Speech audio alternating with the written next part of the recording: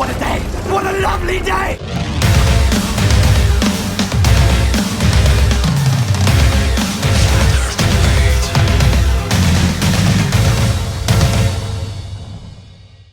Welcome to Flat Earth Debate Uncut and After Show.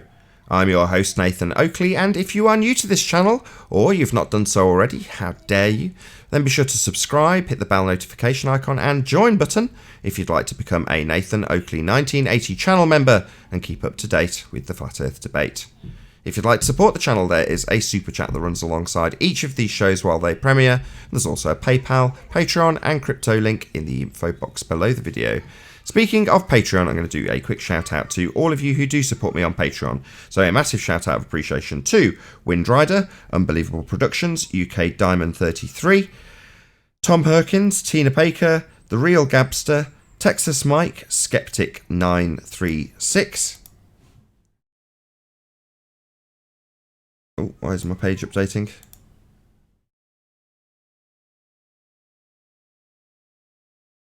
Bear with me while I update my Patreon page. Oh, it wants me to log in. I don't know why that's happened. Here we go. Abraham Mohammed, Adam, Adrian Quintana, Alistair Main, Billy Highvolt, Blue Ridge Ranger, Burn Fat Till My Stomach Is As Fat As the Earth, Chow Young Cat, Dank, Dave Rakia Gafford, David Wayne Foster, Daz Studio 68, Edwin Johnson, Owen Jennisons, Felix Hung, Fireball X, God Rockin', Henrik 86, Joshua Balsimo, Kirsten Smith, Liam Nedrick, Life is Short, Matt, Missouri Bear, Nagara, Nathan Thompson, Naibai, Qatar Craig, Renee, Rob H, Sally Ballis, and Silver Umbrella. So a massive shout out of appreciation to all of you for supporting me on Patreon. Now we are actually currently in the in-between stages of two debates, so I will raise the mic on the panel and you can enjoy the dulcet tones of whoever the hell is in there. Very much. Set up for the first live I'm show. on here.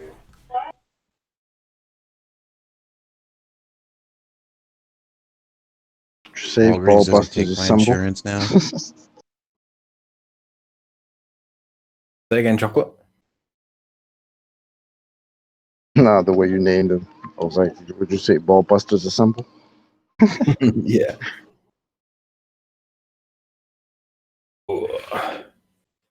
Welcome back. Yeah, we're going to go live in about 10 minutes. Well, however long it takes me to make a cup of coffee.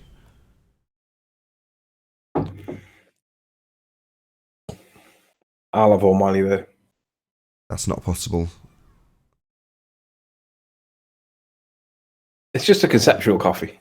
It doesn't have to. We don't have to work at the really is level. Right, like the sentient gas particles. Yeah. Have you read that comment?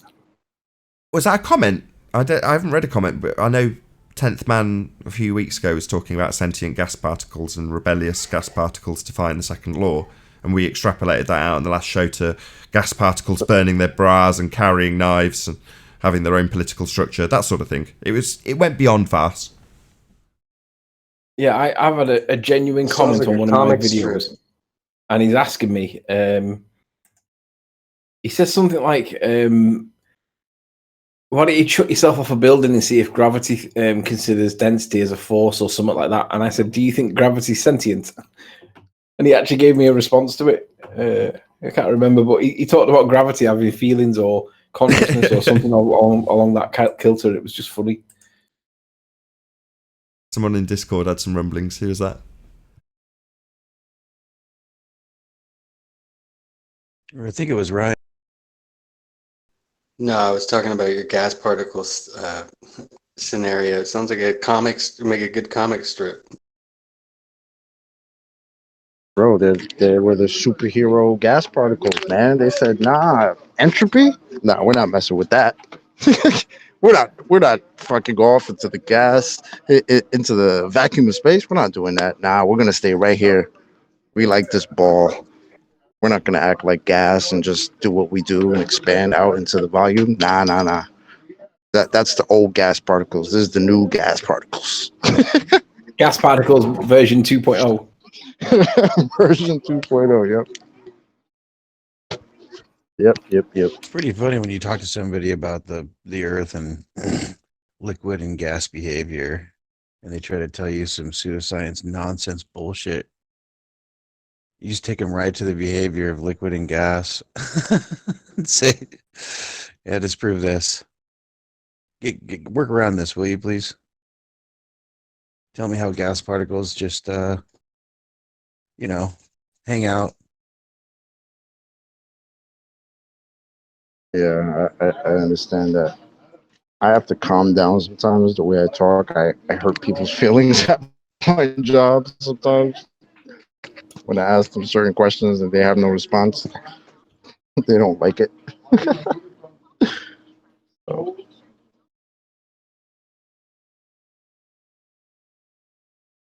I love your quotes, brother.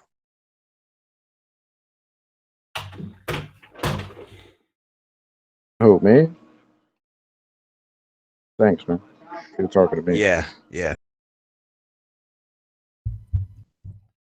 Well, they're not my Chocolate, quotes. I chocolate just should be a like to. voiceover. You should be a voiceover. Chocolate advertising like deodorant or something on TV. What the hell? Hey, chocolate, did you laugh at my Arwin video yesterday? The apology. At the what? My Arwin apology yesterday, where I was gearing up to apologise to Arwin, and at the last minute, Oh yeah. Yep. My wife and I Oh, both burst into laughter I at got I that. him. was like, what? I got him afterwards. He was laughing.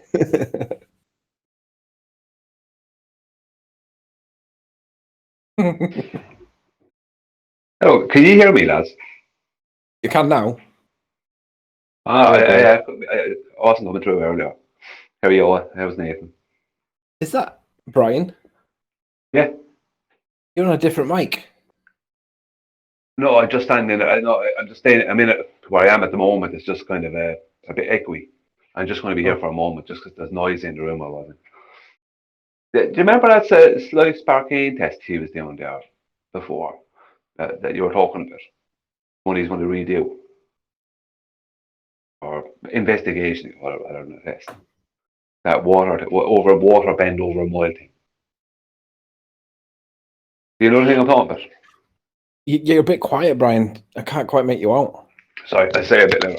You know this slight sparkane test investigation thing he's doing about the water bend thing. Remember he did one and he couldn't get the joints, the water to stay inside the shoes. You were just That's right, talking yeah. about it a minute ago. Yeah. Do you know if my mum won that camera? What? Remember he bought a P1000 to do the test with out of the money that he got.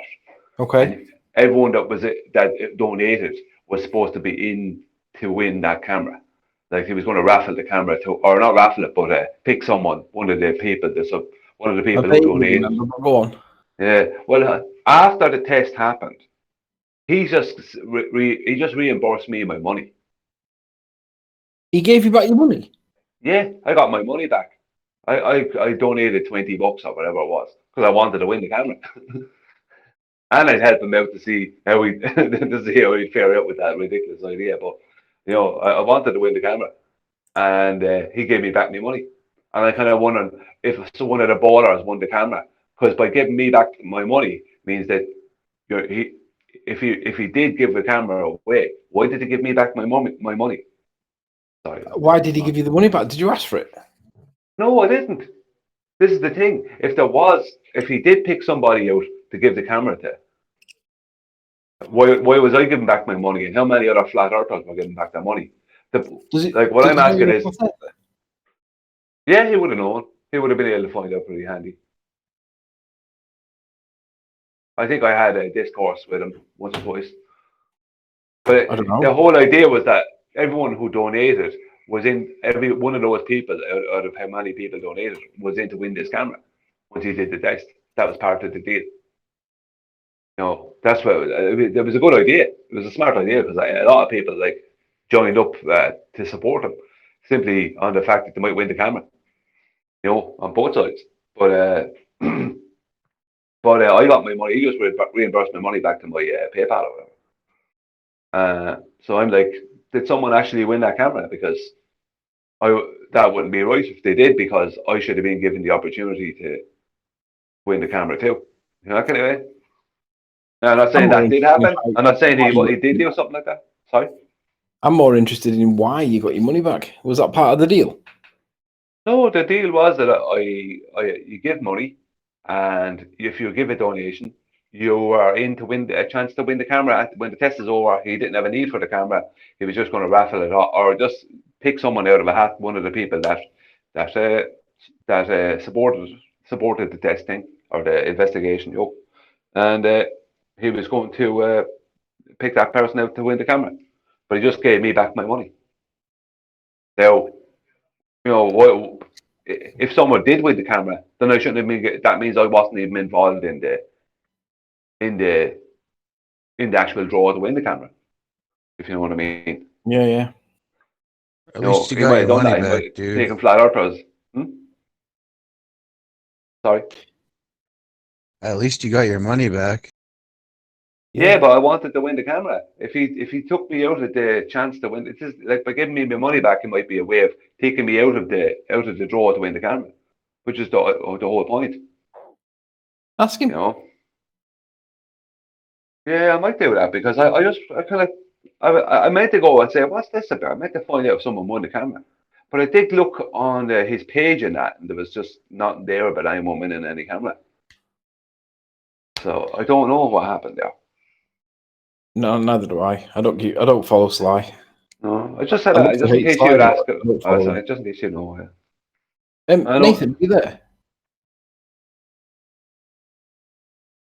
Are you the only one he returned the money to, or was it a lot of people? That I don't know. I have no idea what happened. I got no communication other than there's your money back. That's it. There was no that I know of. I didn't get Because anything the sent to only me thing in I an can email. make from that, the only thing I can make from that is if he's returned your money, he is under no obligation to give you any camera, so you can't even say anything about it. Yeah, but I mean, the whole deal was that if you donate towards it, then your name is in to win this camera. no, I get it, I You get know what I it. mean? I don't So I to don't me, get it's why like, he would return it, but whatever. At least yeah, you well, got it back. but I should have been in with the, if he did raffle off the camera or whatever, I should have been in with the chance to win because I did donate. I wanted my money to stay in, and that was the deal. If I just thought he was just going to send me back the money if the thing didn't work, I wouldn't. I wouldn't. Like I wanted to win the Yeah, camera. but you realize like that's just literally giving your enemy a weapon. What do you mean? This is a war, right? And in war we use weapons. And the flat Right? Yeah, earthers' but best yeah, weapons elaborate are a though. Elaborate compass what you mean and a by me giving camera. him a weapon. I was elaborating. You didn't hear me? The flat earthers' best weapons are a compass and a camera. So the Glober giving you a camera is literally giving you a weapon to waste him with.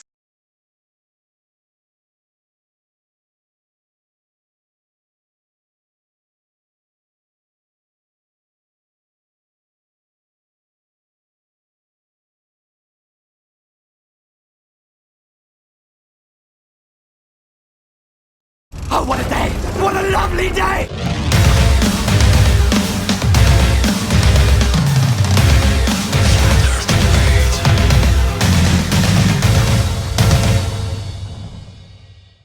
Welcome to Flat Earth Debate Live. I'm your host Nathan Oakley, and if you are new to this channel, or you've not done so already, then be sure to subscribe and hit the bell notification icon to keep up to date with the Flat Earth Debate. If you'd like to support the channel, there is a super chat that runs alongside each of these shows while they are live. There's also a PayPal, Patreon and crypto link in the info box below the video.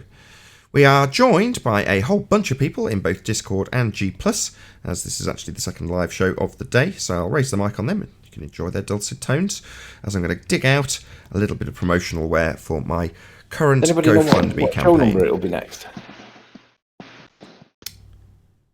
Right, we are live now. Oh. What show number is it, Nathan? 11:13.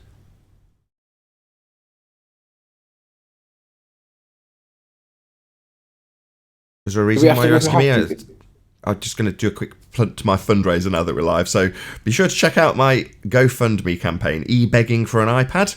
I'll put a link in the live chat right now if you want to check it out, and I'll also post it in the comments once this video has rendered. But check it out. I'm about 2/3 of the way there already, so massive shout out of appreciation to all of the people who've already contributed to this campaign. Massive shout out to the 2 or 3 anonymous people who donated in the last 15 or 20 minutes, so massive thank you to you. Also, is that Brend M? Thank you very much for your support also.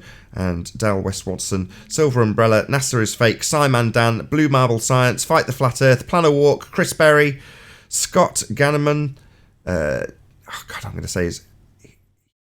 Yeah, oh God, I'm going to butcher his name. I've done this every single shout out, and the guy was so kind in offering me equipment. There's been a couple of people that have offered me various different Apple equipment, some not quite good enough, some too good for this campaign, but I've then gone on to actually contribute to the campaign. So massive shout outs to all of you who've contacted me in that regard. Jano, there you go, Jano Savvy, thank you very much for your support. Colin Turner, another anonymous donor, gave me £140. Wow, thank you very much indeed. NZ, Sally Ballis, Rob Huntston, Red Pill Philosophy, Michael Nyby, along with another bunch of anonymous donators, Mr. Burnfat, and thedailyplane.com. So massive shout out of appreciation to all of you for supporting their campaign. If you are watching live, you'll see a link to the campaign if you did want to support it going by now. So that's probably enough about that.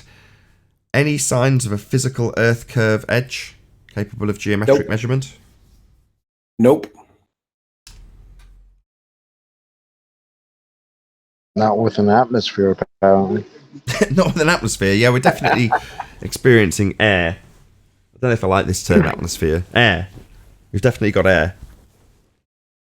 Yeah, any signs? Atmosphere. Atmo, meaning air. Well, Sphere, meaning sphere. Working in their presupposition, they say that the only reason that we don't see the geometric horizon is because we have air. So Wait, atmosphere. You said atmosphere? Like a bubble? All I heard in that statement, Chocolate, was we don't see a geometric horizon. Yep. Those were the most important parts of that. So, hey, listen, Nathan, let's rattle through these housekeeping questions because I've got a poem to read. Any signs of Earth curvature? Absolutely none. Any signs of axial rotation of the Earth-based variety? Only if you look at the stars and imagine you're on a sphere. Any evidence of the distance to the sun? No. What is the sun? I've no idea. I thought you wanted to rattle through this.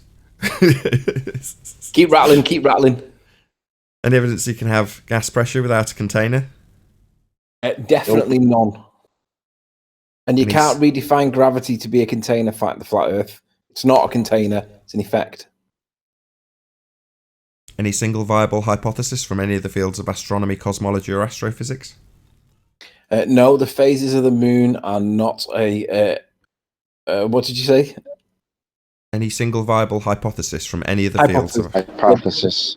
The phases of the moon are not a viable hypothesis, Danny Faulkner. You haven't got an independent variable. We might get his response to that if I think the guy's name was Marcus. If he rears his head again, we might find out if there's been a response to that. Not that we're particularly hanging on Danny Faulkner's every word, but nonetheless.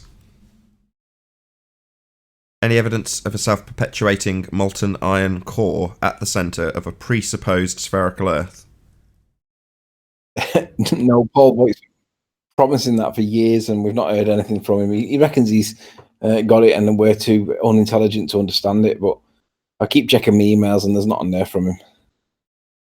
Any evidence of Earth radius, the R value? Only if you assume it. They're not assuming it at the moment. They're denying it. It's incredible. So then the horizon must be apparent only. Then there can't be a geometrical one if they're denying it. Yeah, like Chocolate's statement earlier. They say we don't see a geometric horizon, whereas the very tenets of their religion is that we have a geometric horizon and Earth curve radius value dictating the physicality of the ground beneath our feet. But they're literally relinquishing it all and telling us that horizon's not an actual position, it's a non-physical, apparent, redundant term when talking about horizons, position, non-physical. That's a bit of a problem if you believe that Massive we live on a problem. sphere. Massive problem if you think you're on a physical sphere with sphere geometry, given the physicality to your horizon. To deny that is to deny your own religion, but they don't quite get that, and they cackle and laugh while they say, why are they accepting refraction? We've got a refracted horizon, why don't they understand? Yeah, we do understand that you're relinquishing the very physical geometry you claim when you say we're on a sphere. When you say the horizon's refracted, you complete boneheads. Yeah. Are we done? That concludes the housekeeping. Woo! I've got a 7-verse poem, right? And I swear to God, if I don't get a round of applause at the end of it, if I get through this without stuttering or stammering my way through it, because there's a couple of key words in here. Okay. I want a round of applause at the end of it. So seven verses, 4 lines a verse. Then I need to do a few things. Right. Arwin, are you there? Yeah, you go on mute. No, even worse is if he's not here, because then he'll come back and feel the need to tell us that he hasn't been here for a period of time. Yeah. Well, He'll come in between breaths and he'll start talking. Yeah. Okay, I think everyone else is clear just by using Arwen as an example. In your own time, Anthony. All right, so it's about Black Swan, and it's called The Tomb of Value R. Okay? It's come from a girl called Lite Energy, and she's asked, will I read it? So I said, I'll read it at the start of this show. So she knows where to find it, and I'm going to try and get through this in one hit, because I think she wants to splice it out and put it into a movie or something. I'm not quite sure, but anyway.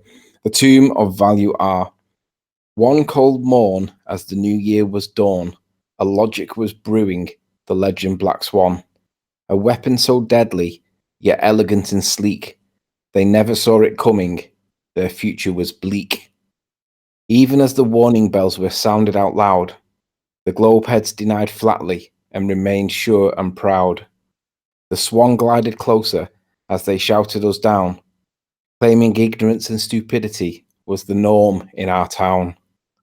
The swan remained stoic as it berthed in their dock, while globeheads oblivious continued to mock.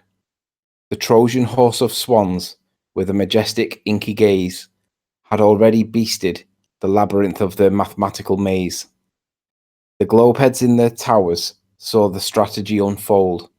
They saw the traps laid bare and the evident manifold. As the details crystallized, backlit by the sun, the crowds grew eerily silent as the web had come undone. They panicked in their haste, with double speak on the draw. A court's jester performance was their geometric flaw. Imaginary horizons, as far as the eye can see, and redefined refraction, revealing their oblivious fallacies. Ad hominems tipped their axes on the heels of lawless gas, as they gathered stones in hand in their globe model made of glass. We all held up mirrors on virtual battlefield, as nothing else was needed for our side to wield. As their model shattered by stone at globehead hands, we watched and waited for news to fill the lands. This was the crowning jewel at the tomb of value R, for the refraction calculator doesn't let you see that far. From Lite Energy. How good is that? Lite Energy, massive shout out. That was excellent. I've got goosebumps. Well read, Anthony. Very good. Very, very good. Lite Energy. Props to that. That was awesome. You're here. We just need some like medieval, mystical, wavy kind of like labyrinth-esque music or like pictorial stuff in the background, and you can really get this sense of walking through the wilderness of the woods whilst that's being read. It's cool. Very cool. I like how the Black the Swan part has where become a it's muse talking and about glass. inspiring people to write music, do poems. Like, that's awesome. The death of the Hold on, just gotta read geometric out- horizon. Trying to read out this comment from the chat. Bill G says, Nathan Oakley, not goosebumps, swan bumps. Yeah. Oh, by the way, a shout out to Del from Beyond the Imaginary Curve. Did you see his latest upload? He was outside one of the universities, Glasgow University, chatting to these dudes, like 2 people and a guy on his own. And it was a really, really good back and forth. I haven't seen anything like that from Del for ages, but it was Del at his best. So shout outs to Del. Cool. Channel's called Beyond the Imaginary Curve. If you want to check that out in the audience.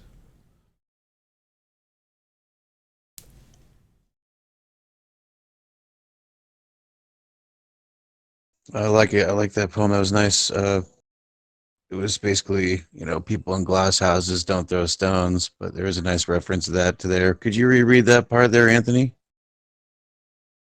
with the glass Should be near the end. Ad hominems tipped their axes on the heels of lawless gas as they gathered stones in hand, their globe model made of glass. We all held up mirrors on the virtual battlefield as nothing else was needed for our side to wield. As their models shattered by the stone at globehead hands, we watched and waited for news to fill the lands. This was the crowning jewel at the tomb of value R, for the refraction calculator does not let you see that far.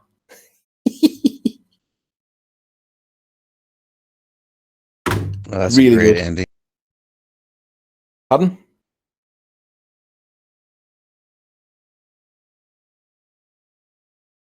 Say again, Travis. Oh, I said that's a great ending. R It and is. far go great together. I hear there's some sort of remix version of it. EDM? I don't know. Crazy. Is that what the kids are listening to? We'll have to get you to do a remix of it, a dance or trance remix. It'd need to be sung Careful, though. I'll wouldn't it? release walk to. Charlie's Angels on you. Charlie's Angels. I don't mind. Send them my way. I thought it was QE's Angels. What happened? It is QE's Angels. It's early. Give me a break. Morning, brother. Gave you big props earlier. I don't know if you're listening. I know it would have been in the after show in regards to going on the offensive as opposed to defending. A lot of the positions may have seemed offensive, but I think the Black Swan is a real turning point in terms of going on the offensive. Would you agree? Well, I gave you props, even if you don't. You better agree. Yeah. Yeah, always go on the offensive. Always offensive. Always. Yeah, the best defense is a good offense. Yes, sir. Make no claims and attack their model. Best way of doing it. Yeah, that was one of the most useful tips I got from Quantum Eraser was words to the effect of, I don't need to come up with my own just so story to pummel yours. And Yep. Anthony says, make no claims. That's obviously more concise. But the point is that if somebody comes up to you and starts telling you a story about how they flew on a unicorn and how they got to see the lie of the land by flying on a unicorn, and you start saying, hold on, unicorns aren't real. That's just an imaginary fable creature. Well, you don't have to come up with a justifiable reason for how the person has seen the lay of the land because you're denying unicorns. You can just pummel their argument about them flying on a unicorn. You don't have to come up with your own bullshit story as an equivalent. The problem here is that our opponents have been trained. They've gone through boot camp, and their training has told them to get the enemy to establish a contrary position for you to set on fire. So they've got a position that they want a contrasting position to argue against. They've got a ball shape model that they want us to have an equivalent so that they can burn it. But we don't need to. You don't need to assert that you've got a model. You don't need to assert that you know the shape of the earth, or you're a cartographer, or you know the layout of the land, or you know how the stars work, or you know what the sun is. You don't need to assert any of that. In many ways, it's part of the joy that I express about this subject. Not knowing is a wondrous position to be in. Now, they turn that into some sort of negative. Well, you've got to provide me a just so story about what the sun is, because I'm saying it's 93 million miles away. So, what's your excuse for where the sun is and how far it is? What's your model? And you go, I haven't got a fucking model. What are you talking about? I don't have a model. I just know you're talking crap when you assert physical sphere geometry and physical sphere horizons blocking buildings, because we don't have any of that. Do I need to come up with a proper map or a model to absolutely pummel the idea of being on a spinning space ball flying through a vacuum? No. I can just crap all over it and just walk away.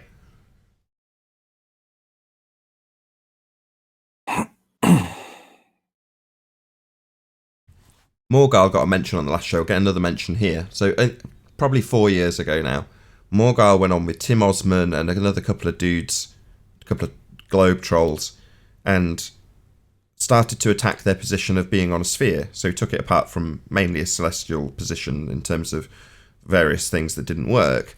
And every time he tried to get to an example of how the sphere Earth didn't work, they'd stop him, not let him make his example, and just demand that he gave an explanation on a flat Earth. And he'd say, well, I don't have an explanation for this. I don't know how the stars work, but I understand how they don't work. I can show how they are not correct in your model.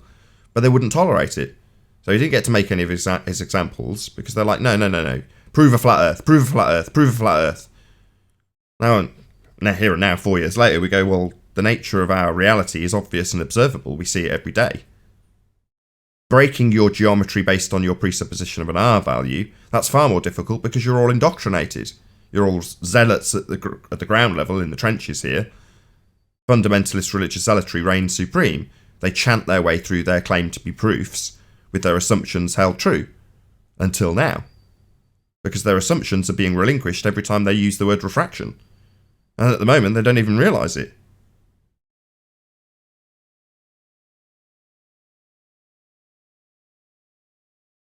Yeah, I love the part when you would tell people, I don't owe you a just so story. Yeah. The best advice that John gave me was don't eat yellow snow. Well, you do have a dog, so that kind of makes sense. Yeah.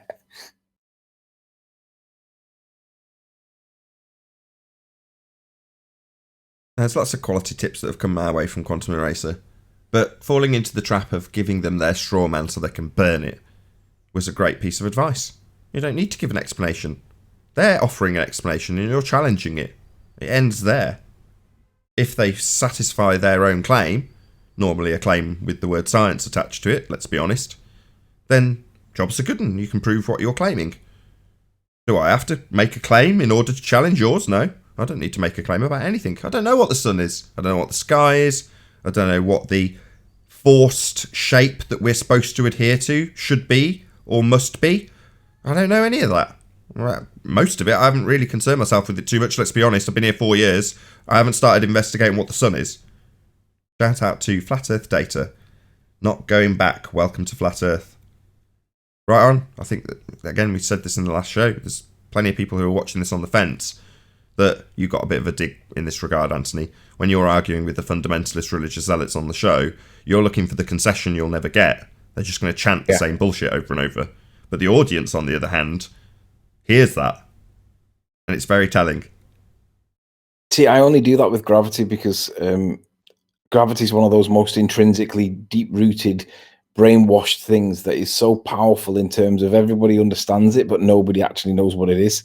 And when you get them to try and define it, they can't. They stutter their way through it and stammer it. And eventually, they will eventually concede that it is bendy space-time as per current science. But it directly conflicts with the heliocentric model. Because on the one hand, you've got the current science saying that gravity is an effect. But in their model, it needs to be a force. Well, if the current science says that it's an effect, but their model needs it to be a force, what does that mean in terms of the outcome? It means that they haven't got a force of gravity, right? But they will eventually concede to that because they've got to. And then when you try and get them to formulate what it is that makes Newton's apple fall from the tree using Einsteinian, it's so difficult to do. They stutter and stammer like babies that can't talk. And eventually they'll stutter and stammer something out that resembles space-time. And it has absolutely no coherent sense whatsoever in the context of stuff falling to the ground. And then when you cite the George Musa article where it says when apples fall from trees or words to this effect, it says you're not seeing them fall down. You're seeing them roll through the contours of time. It's just pure poetry, theoretical physics in poetry at the best, in the best of examples. And it's like Max Planck said, anything that's not got experiment is poetry at best. And that's what they're doing. They're talking poetry. But yeah, I like them to concede on gravity because it's such a powerful argument, and I'm happy to beg the question. Whereas in contrast, I don't like the Coriolis argument because you've got to show the Earth turning first. Whereas Nathan's the other way around. He likes arguing about inertial reference frames and non-inertial reference frames and getting caught up with the slightest phraseology slip there, and they'll jump on it because they know that it's convoluted, it's double speaking, it's all that. And I don't like that. I just say, no, prove Earth's turning first. Otherwise, you're not having Coriolis. And Nathan's like, you're missing the point, though. When they argue Coriolis, they're not arguing for the Earth spinning. They're literally arguing for it not spinning. They're arguing for the reasoning as to why you don't see Coriolis, even though that's what they're supposed to be fucking proving. Yep. It's the best thing. It's so convoluted Not and quite. backwards. Let me just correct that. Not quite. They're assuming Earth spins in their example and then denying Coriolis deviation with their example. So the assertion that we can prove Earth spins is to claim we have a Coriolis effect. And in the argument about Coriolis effect proving Earth spins, they deny Coriolis effect and claim Earth and atmosphere spin as one, resulting in no Coriolis effect. In essence, they deny Coriolis effect to assume Earth spinning with the atmosphere velcroed to it, even though gas is completely unbonded, moves freely in all directions randomly, and has no layers. So it's completely inhomogeneous, anisotropic, and they claim it's bonded to an Earth that's spinning in their presupposition. So they essentially argue against Coriolis effect with an assumption of Earth spinning along with the atmosphere to prove the claim Earth spins, when the claim Earth spins at the higher echelons of globe bullshit is a claim that we have a Coriolis deviation, something we don't observe. I'll stick our pictorial example up while I'm talking. Something we don't observe in reality. So because we don't observe a Coriolis deviation, they argue for not having one, but whilst assuming Earth is spinning with the atmosphere. There you go. Yeah, Nathan, let me just address this comment from chat. I'm just done with hearing the same old stolen rhetoric Nathan gets from QE and others and makes profit out of it and doesn't give QE credit for the formulation of the Black Swan modus tollens argument. How many times have you credited Is John? that a serious comment? Yeah. How many times have you credited QE? What? What are you talking about? Somebody just turned this shit on today? What are you talking about? Credit QE. I think you'll find this is my argument. Copyright Nathan Oakley 1980. Smash the super chat.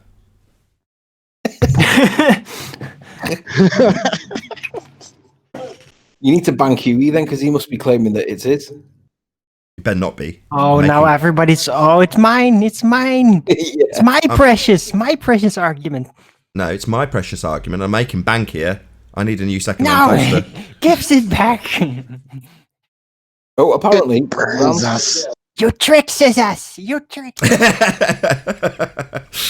Excellent.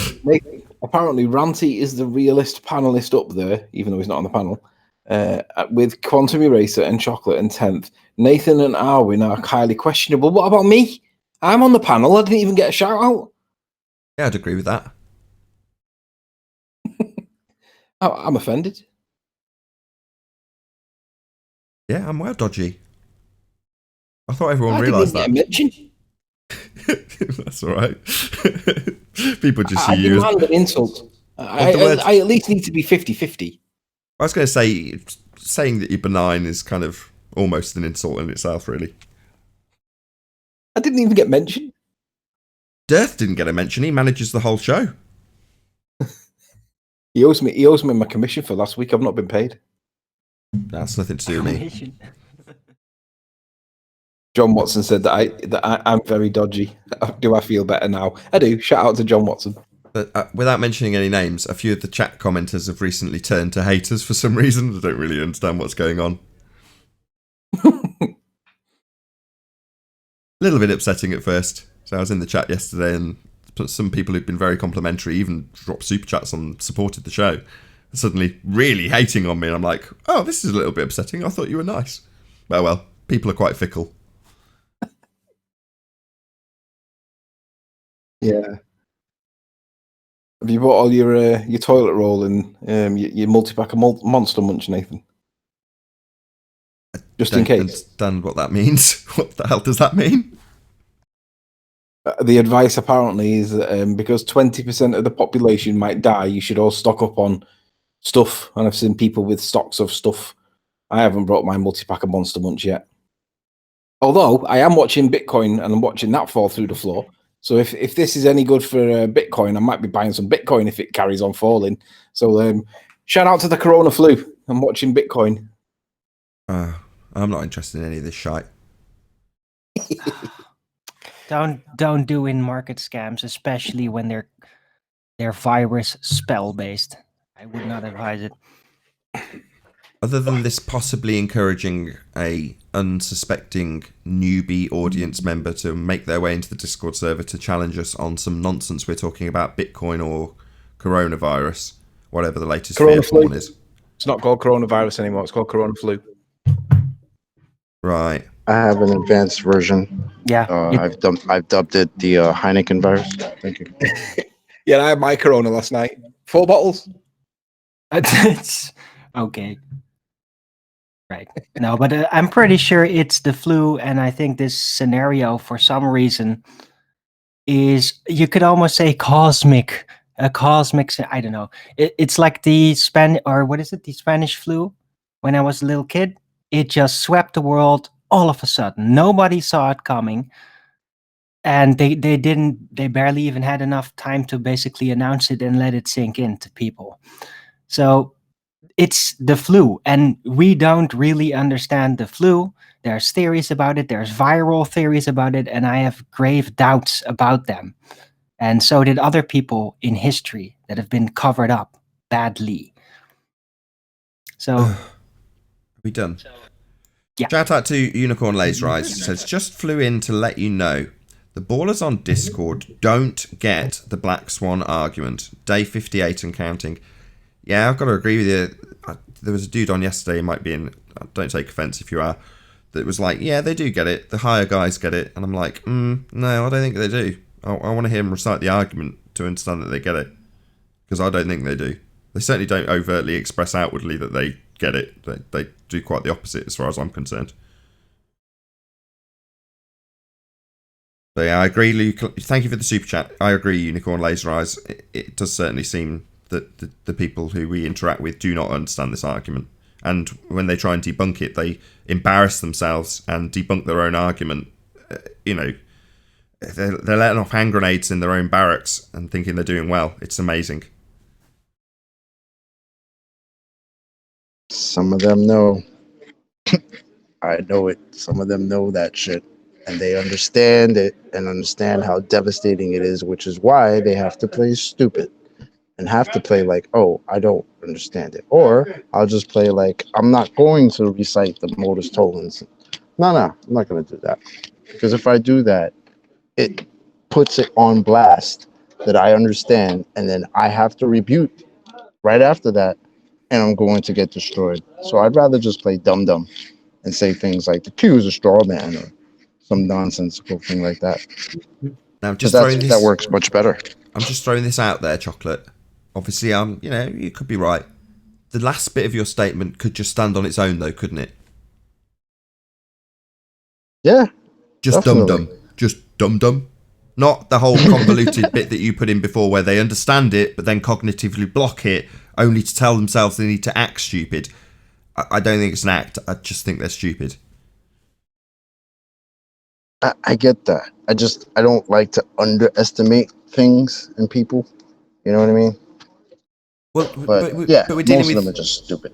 We're dealing with creatures of habit. So their mantra is refraction. So they've come to something that challenges the geometry, and they go refraction. So they're just chanting morons.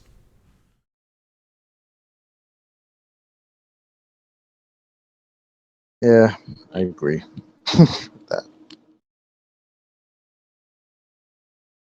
I mean, give me names. You give me an example where you think that they understand the argument but are just playing dumb, and I'll have a closer look if you like. Or anybody in Discord can give me a name of anybody they think definitely understands this argument from the Globe side. Anybody at all? Well, why does Rumpus not? He normally understands them. See, but I think that's exactly what it is. I think Rumpus does understand, which is why he was here talking about, yes, we do have a geometric horizon, and then right afterwards, it was, no, we don't. And then we do. because he gets how devastating it is. He might have to do the flipping back and forth because he has no choice at that point. He's already in the hot seat, but he gets it. I mean, that's why he went to Andrew Thomas Young to talk to him about this looming thing. See, I guess if they can reinforce that as an argument, and then got it taken away in the meantime, which is freaking hilarious to me. So, I mean, I don't know, man. I mean, obviously, we're talking about Mr. Air is not the atmosphere, so only so much credit can be given, right? But again, I don't like to underestimate people. It's just my personal opinion. I don't know. What I tried to say yesterday there, I didn't get a chance to say it, was that when this first came out, Black Swan, Rumpus got that immediately. I believe Rumpus knows exactly. He gets that. And he came up with everything is always refracted, and that was his argument. Now, the rest of the ballers, most of them, I mean, more or less all of them, didn't get the argument. And the ones that even remotely did, right? The ones that even remotely did, right? Due to Rumpus trying to explain it to him on Jose's and other places, they didn't go along with Rumpus's argument. So they started coming in with all these different things. Like refraction refraction it's all refraction, right? Then when the questions on that, they can't come up with specifics. Then there was the Q is a straw man, and whatever other nonsense to come up with. The arm is bending. You can see the arm is bending on the black platform. All this rubbish. If they had gone along with Rumpus's and what Rumpus's argument against it was, they certainly wouldn't be winning, but they would have been doing much better with damage control. But they didn't do that. Rumpus got it. The rest of them didn't. He didn't even try to explain it to him, and I don't think they still got it. So if they had gone along with Rumpus, they would have done a whole lot better. Not that they'd be winning, but they would have done better. Okay, maybe I'm missing something about what Rumpus went through, but as far as I could understand it from his presentation, he just accounted it to refraction. He has to. He has no choice. It's either that or say it's flat. You know, he knows that's still. Yeah, but I know you already disclaimed that's not a winning position. But not only is that not a winning position, that's the same checkmate that everyone else has fallen into when they've come here and gone, look, the horizon isn't the geometric sphere edge that we've asserted for the last 5 years. It's refracted. And we go, welcome to flat Earth. In fact, correct me if I'm wrong, I did that with Rumpus.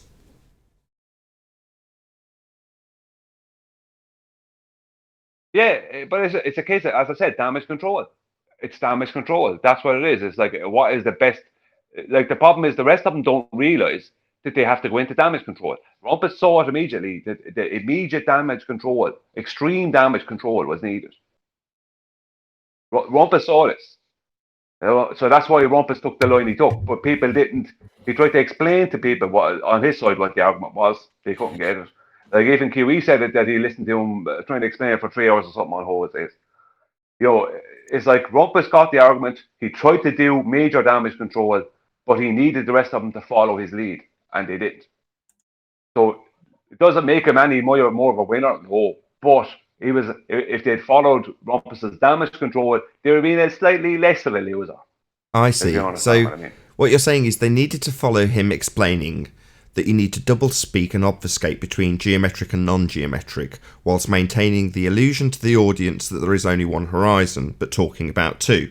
In other words, doing what he did here, by talking about the two different horizons, one geometric in their model, one the actual one we see, and how the one we see is actually based on the geometric horizon. In other words, explain the problem like it's a solution.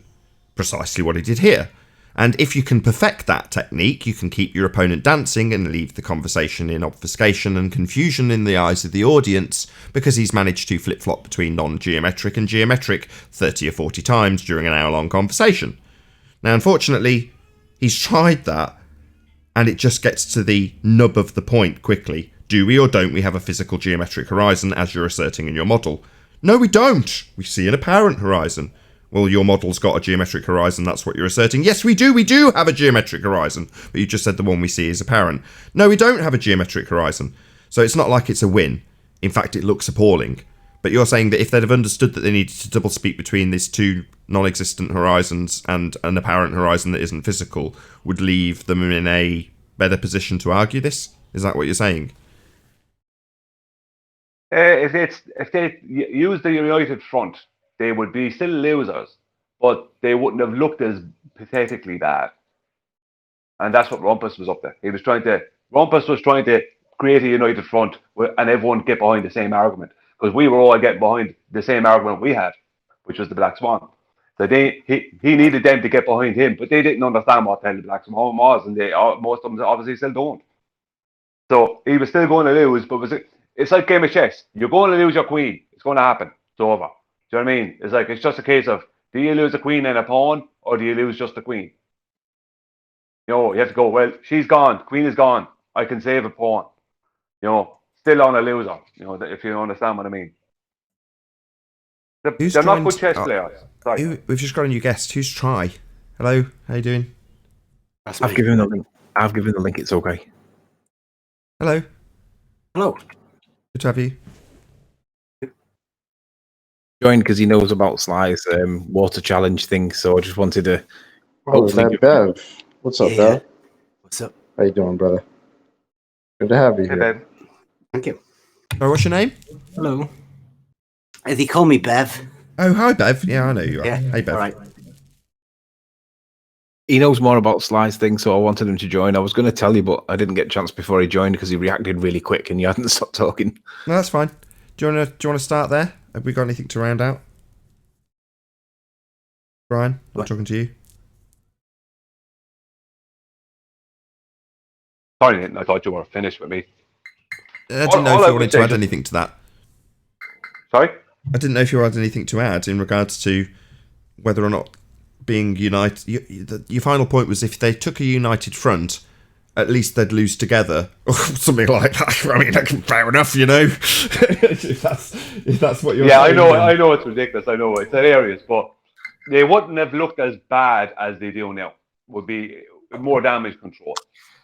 I put a thing in Master B. It was a chess game called they called it a Black Swan game. It was one of Kasparov's last games against another famous chess player. And what happened was they ended up with the same good pieces, but Kasparov ended up with 4 pawns, and the other man, I can't remember his name now, ended up with 2. The other guy, he just conceded because he knew there was no way out of that. Right? He knew how good Kasparov. He knew that he was down pawns. He's losing. It's over. There's no way out. The problem with the ballers is they're not good chess players. They don't see when it's over, and that's the problem. And what Rumpus was trying to do was kind of show him that it's over, but we can pretend it's not if you do this. Okay, that's a good analogy. I'm glad you rounded that out. Thank you, Brian. That makes a lot more sense now you've said that. Okay, Bev. Oh, Yeah. can I add something? Hold on, Bev. Yeah, go ahead, Darwin. All right, thanks. I don't know. Look, the Black Swan, it is a devastating argument, especially academic wise, and we literally took their tie-in of their conceptual medium and took their fundamental suspense of disbelief trick to connect it to the actual earth you're standing on. We took it away, but that doesn't mean that they still cannot just make it a little bit tougher step and just say, well, just presuppose the ball earth. There's still plenty of conditioning left out there for people to latch onto that. So it's not entirely over yet, as in the mind. No, that's wrong. That's what, I keep forgetting his name, Andrew Thomas Young did. He said, no, just assume atmospheric refraction. That's what he explained to Rumpus. Just assume the ball earth. But that brings you right back to the Black Swan image. So what are you going to do there? Assume physical geometry of Earth, radius with the geometric horizon in that image? It'll all be okay if we just assume R? It won't be, though. That's the problem. That's why I laughed so hard when I heard him say it. Oh, right, just assume terrestrial refraction. Just beg the question of a sphere Earth. It's worked up until now. Yeah, it worked up until we debunked the geometry with the Black Swan image. then you can't trust in R anymore, Arwin. So you might think it's just okay to carry on assuming R, in R we trust, but it really isn't. It's untenable now. Well, on where the actual tie-in goes, yeah, that's right. We really took it away, but that doesn't mean that they can't continue on the dream and find some other little bit more difficult entrance for people to convince them. I don't think you're right. There's nothing but cognitive pain for our opponents as they slowly cotton onto this argument. I mean, we're watching our own side cotton onto it quicker than their side, because obviously our side, the ones that aren't fighting us and entering into a pissing competition with us for some unknown reason, other than those, they see the devastating effect the argument has, utilise it and start winning.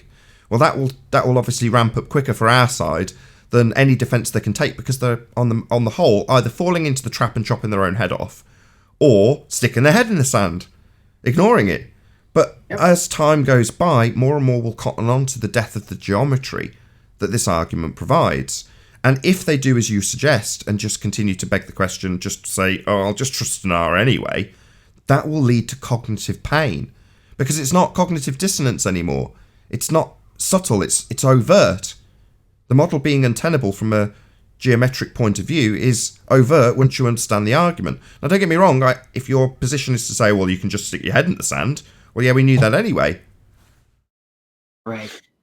Don't forget about the scale of the point is that if the horizon's not geometric and it's apparent, that is the point. But if you quantify it with the numbers, that's when it really hits, because the geometric horizon's only 1.2 miles, but we're seeing it in excess of 10. So it's like more than 10 times where it should be. That's the point. Yeah, so remember not to lose sight of the distances.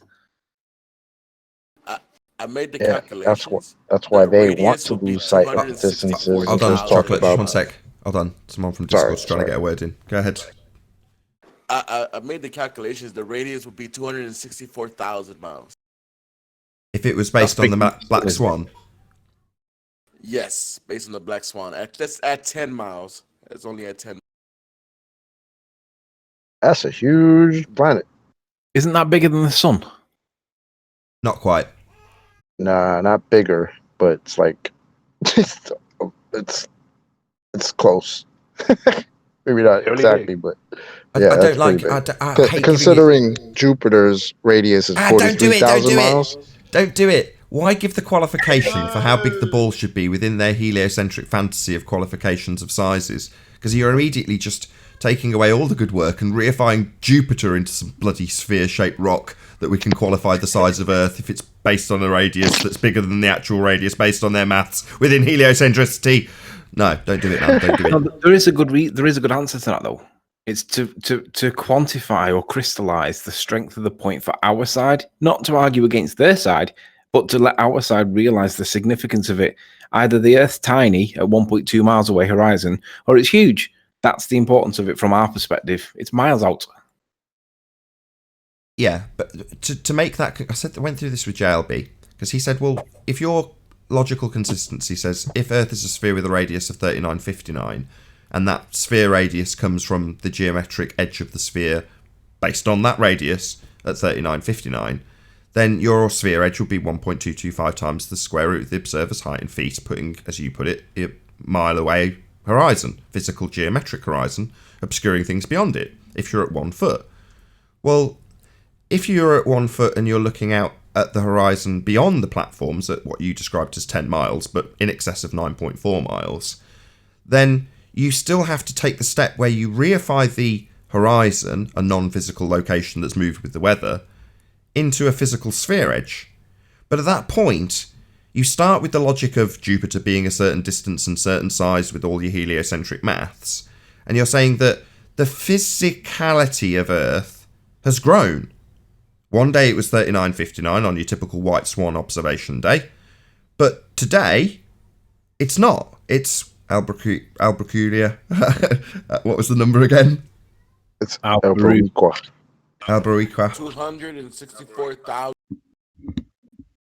264,000 miles. Stonking enormous. But that's an implication in physicality if you're asserting geometry. In other words, you're still going to say, oh yeah, it's still the physical edge. In other words, on that day, Earth's got much, much bigger in physicality, and the boats would still go over that horizon in that distance. But it's absurd to assert that the physicality's changed. I get what you mean, Nathan, but isn't the modus tollens working within their argument to destroy it anyway? But within their argument, within their model, I mean. Yeah, it is, and it isn't when you argue it the way you are at the moment. That's my point. So, Quantum Eraser saying no takebacks. Once you've got a physical asserted geometry, that's it. It's the end. It doesn't change in any physical way, shape, or form ever. Oh, I get it. Yeah. So to say, well, we're on a bigger sphere. The geometry has already been relinquished by them, so that's already a done deal. But I mean, like, I understand when, like, if somebody wants to do the math and the presupposition, just to kind of shove it in their face. Like, look, if your ball is supposed to be what it is, then it's got to have a radius of 264,000 miles, which is ridiculous. But this is the point where you get to say you only have to destroy it once. And the reason is because once you've demonstrated that the horizon's not physical, that it's not being governed by the physicality it would have to be governed by at 3959 radius value, once it's been destroyed, you end up in the position we're in. It's easier to contrast with their side and their rebuttal, with them saying it's refracted. Now, what they're essentially saying is it's not physical. Well, why would that be the case? Well, because once you've demonstrated it to be non-physical, you'll have to account for it as such from there on. So from this moment on, and forevermore, the horizon is non-physical. But their assertion is a physical assertion. So it's the beginning of the end of the argument. It's the beginning of the end of the religion of heliocentrism with this argument. So people in the comments that are like, why are you making 20 videos on the Black Swan? It's like, well, because it's the be-all and end-all of heliocentricity. It's the punctuation mark to the argument. The Black Swan ends physical assertions of geometry, which is what we've had to deal with until now. And how do I know this is the case? They're telling us how non-physical the horizon is currently. Refracted, right?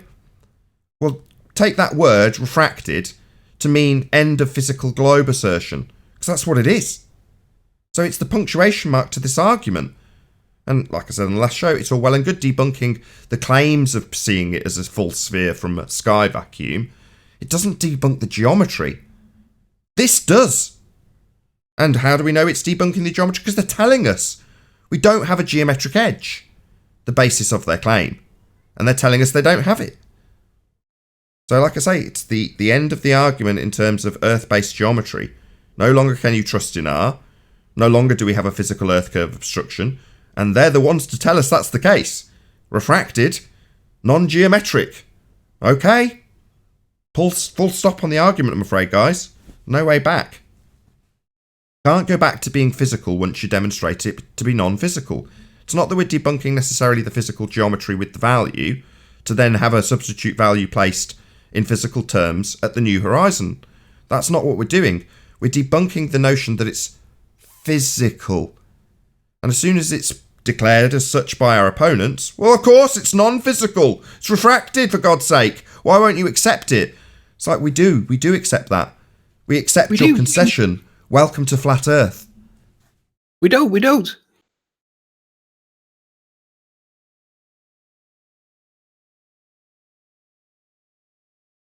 What's even worse is that they're now using modus tollens in their arguments.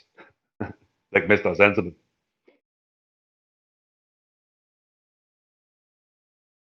I wouldn't claim I was proficient. I wouldn't claim or try to formulate a modus tollens argument. Again, the reason QE gets as much props as he does is because it's a big risk. A massive risk. If you get it wrong, they can turn it into a very convincing affirming the consequent. If you fuck up and you beg the question on their behalf, start with the premise that the Earth's a sphere, they've already got a win. Because you're starting with the premise that they assert as their religious belief in the first starting sentence of the logic. Well, now, because it's worked, because QE's got it correct, because he's formulated this consistency correctly, they don't take the argument and say, ha ha ha, your argument is that Earth's a sphere, and start laughing at him because he's begged the question on their behalf. They tell us that the formulation in the first instance is a straw man. What does that mean? It means that you formulated their assertion of physical sphere and they tell you that's a straw man. Yeah, again, yeah, we'll accept that. Thank you very much. The logic you're saying is a straw man argument is the basis of the physicality you assert when you say you're on a sphere. That's a win. Ka-ching. Thank you. Yeah, call it a straw man all day. But that's because the argument's well formulated. I'm not going to mention any names. Other people have tried in the past and got it wrong. And it's led to endless poking with people using and affirming the consequent formal logical fallacy that's seemingly been proved by their claim when they beg the question on their behalf. Again, I'm not going to mention any specific names. It doesn't matter. My point is that if you do this, you take a big risk. Listen to the logic. If the Earth is a sphere, we're starting out begging the question on their behalf. That's a dangerous game. If you get it wrong, you're going to know about it, because they're going to take that first statement and say, yeah, you know it. If the Earth's a sphere, you're damn right. As opposed to, if the Earth's a sphere, that's a straw man. Wonderful. Yeah, thanks, you've lost. Claiming the logic's fallacious is to say your geometry is fallacious. Thank you very much. I'll take that all day long. But you get it wrong, and suddenly they're affirming the consequent with your example. And it seems like you've proven the sphere on their behalf.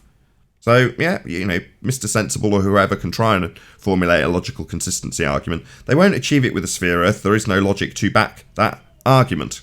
So you're never going to achieve an actual logical consistency.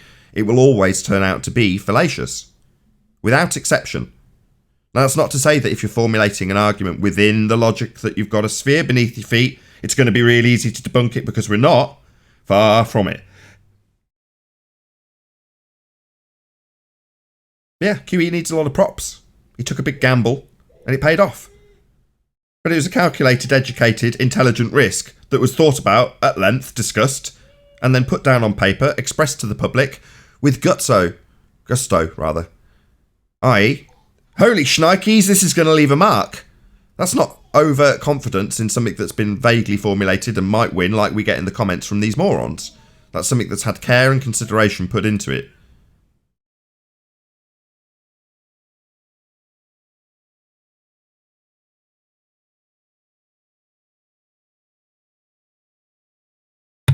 I think I could have an amazing straw man back and forth conversation with just 3 samples of things that Rumpus has said. Including the, yes, we do. Could say all kinds of things about their model. It would be hilarious. Maybe I'll do that sometime.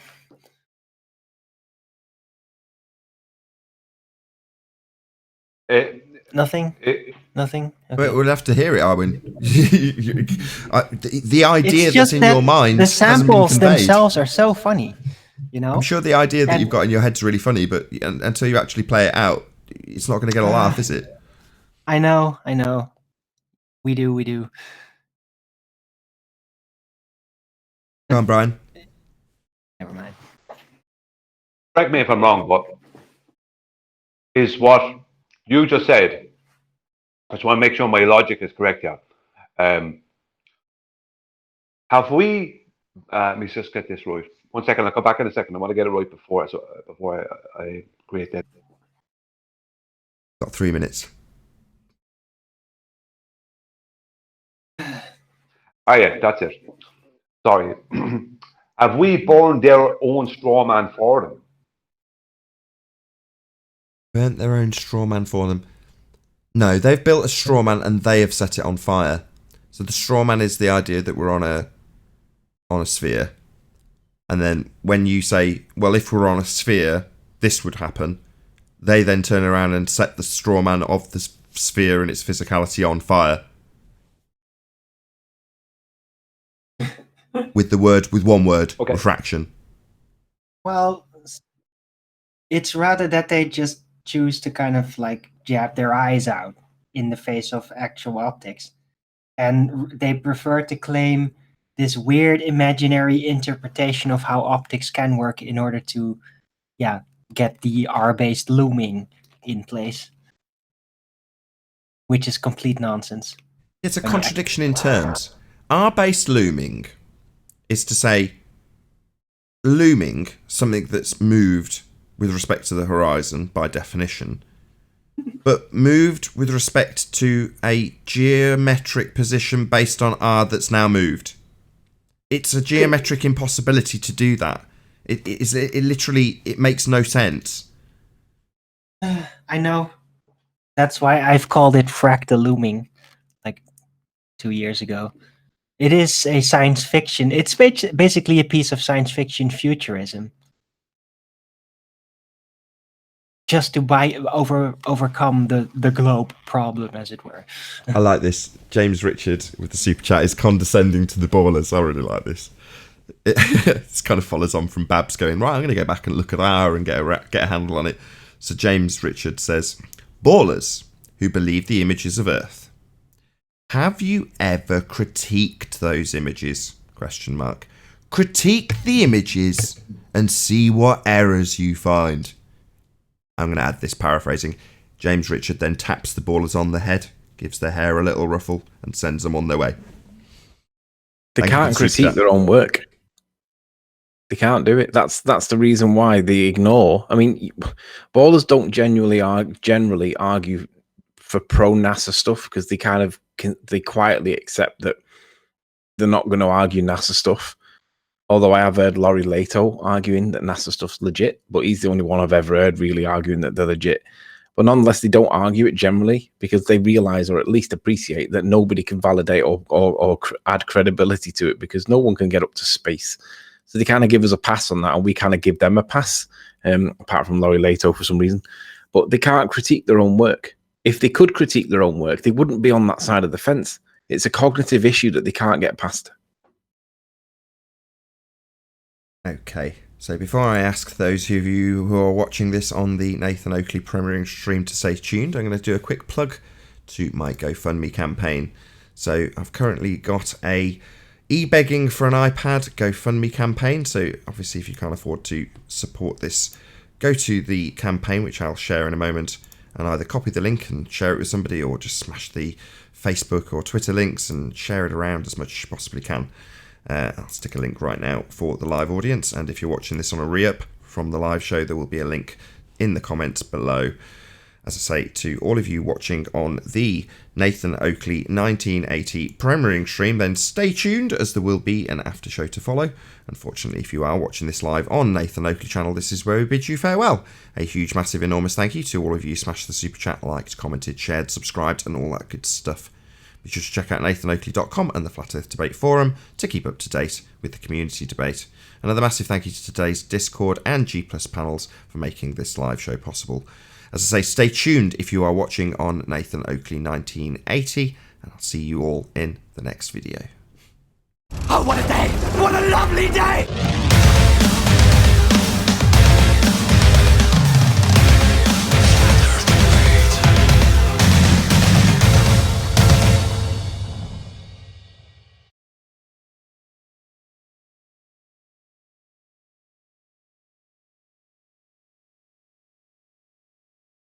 Gotta give the outro a minute, brother.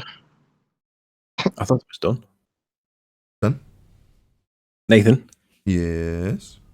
Have you ever wondered why the ballers have got their own web pages, websites where they have material? Not really. Why? Well, it dawns on me that when Rumpus says silly things, or Dawn Treader says silly things, or whatever, we all know that they've said these things, but if somebody said, where? Can you prove it? I wouldn't be able to find out where they said these things because I know they've said them, but I have no idea where. Perhaps we could use your website to address some of the key baller points that we use against them with the rebuttals from that web page that they use, and then show why the rebuttals are wrong, and then have little sound bites of Rumpus saying stupid things.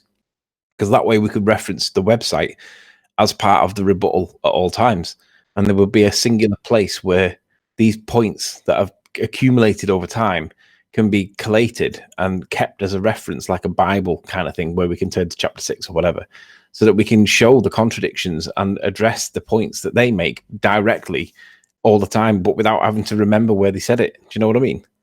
Yeah, the website's specifically designed up to do exactly that. The forum is designed to have audio and web links available so you can share them on the site.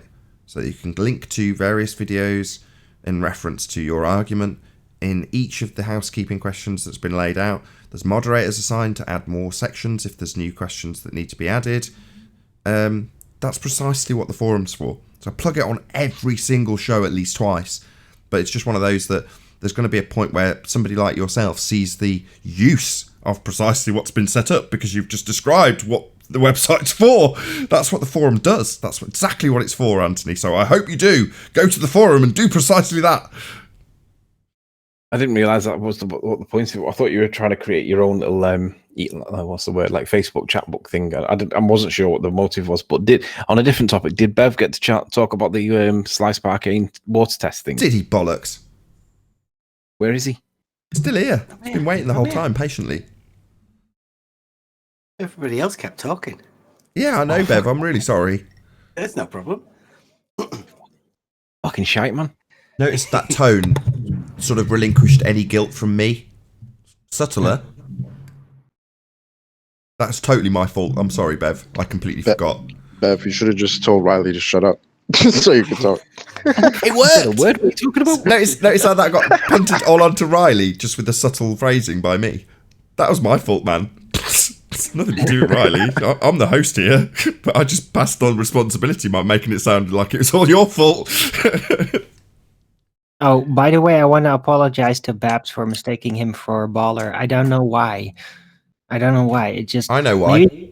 I know why. Because he plays devil's advocate really well. That's why. Because he's often in the position where he'll say... Because he just... I'm sorry to speak on your behalf, Babs. I see him on the circuit. He has these arguments. He knows the position of the opponent. So he can present it really concisely. That's why you think he's a baller. Because he's often presenting their argument really concisely. He does it a little too well. Well, I he does. Say that about myself, but yeah, he does. Yeah, when he's done it, the comments often say, "It's Babs baller." It's like, no, he just understands their argument well. Are we still recording? Yeah, it's the after show. Oh, right, okay. I bloody hope so. Yeah, it is. Can we get the Slice Arcane thing in then? At least. Yeah. With the water level, you know, he did a test, and he designed it really badly, and it leaked, so it was a non-test. Well, he's redoing that with a new test over a mile. He's redesigned it, so he's shout outs to Sly if he's really doing this, and he's gonna be trying to measure curvature. Shout out to Slit. Did you hand him the Black Swan picture yet?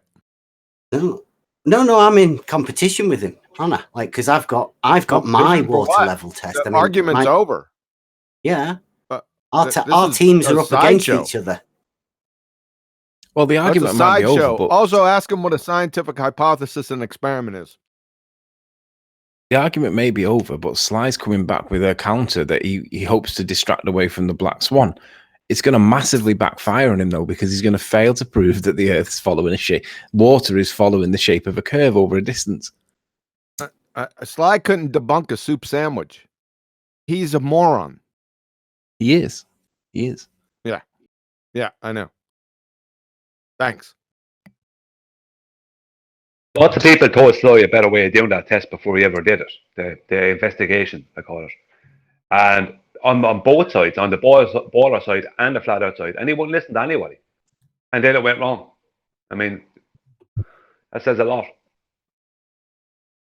I'm just developing more and more ingenious ways of wasting time. I think I've got a setup for water levels that basically prove it's horizontal.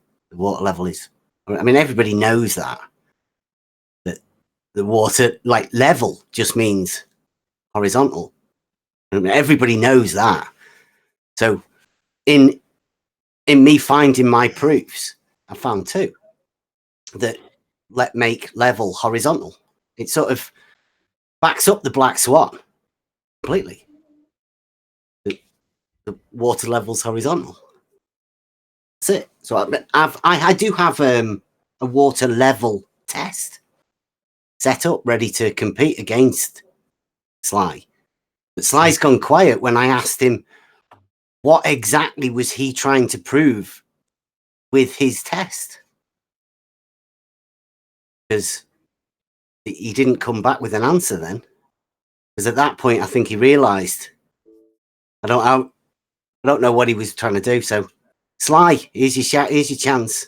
Come and have a chat, and we will work out what's going to happen with this water level test. Come and have a go if you think you're hard enough. This is like having people after.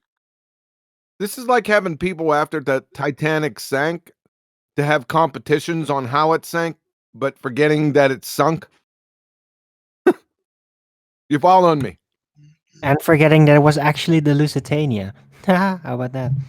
The Olympic, you Burke. God. Yeah, that's the one. The Olympic. Sorry. Are you saying that you don't see any point to is it, the Kiwi? black swan is the iceberg, right? Yeah, it's over. The rest is barely palpable background noise. Why waste your time? And refraction is the changing of the boats to make it look like the other one sank. Well, but I get people train wrecking analogies because they want to hear themselves talk. Yeah, I was just an average guy though at one point that just said to somebody on the internet that levels can't rise because levels are a straight line on a horizontal plane, you know. So you can't have a level rising, and for that, I got called a child abuser by a certain group of people. And so I just went, like everybody does, to find the proof that I'm not, and I was correct, and they were very wrong in saying that about me. So it's just my proof that the water level, that was, you know, I've been on it for months. It's my thing. So I have to carry it out and follow it through. So anytime anybody says anything that they're doing this water level thing, I always have to ask them, like, what are they trying to prove? We did the Bedford levels test and all of that. Lasers over water. But I mean, again, what is it that they are trying to prove with the laser? Are they trying to prove that the laser's level or the water's level? But what is the point? Because the water level's horizontal. Like the Black Swan shows that. It's just optical. Always has been. Well, maybe they think that the lasers can overcome our base refraction. Hold on a second. Can I play something that shows who you're dealing with? Yeah. Yeah. All right. Here we go. Go on mute.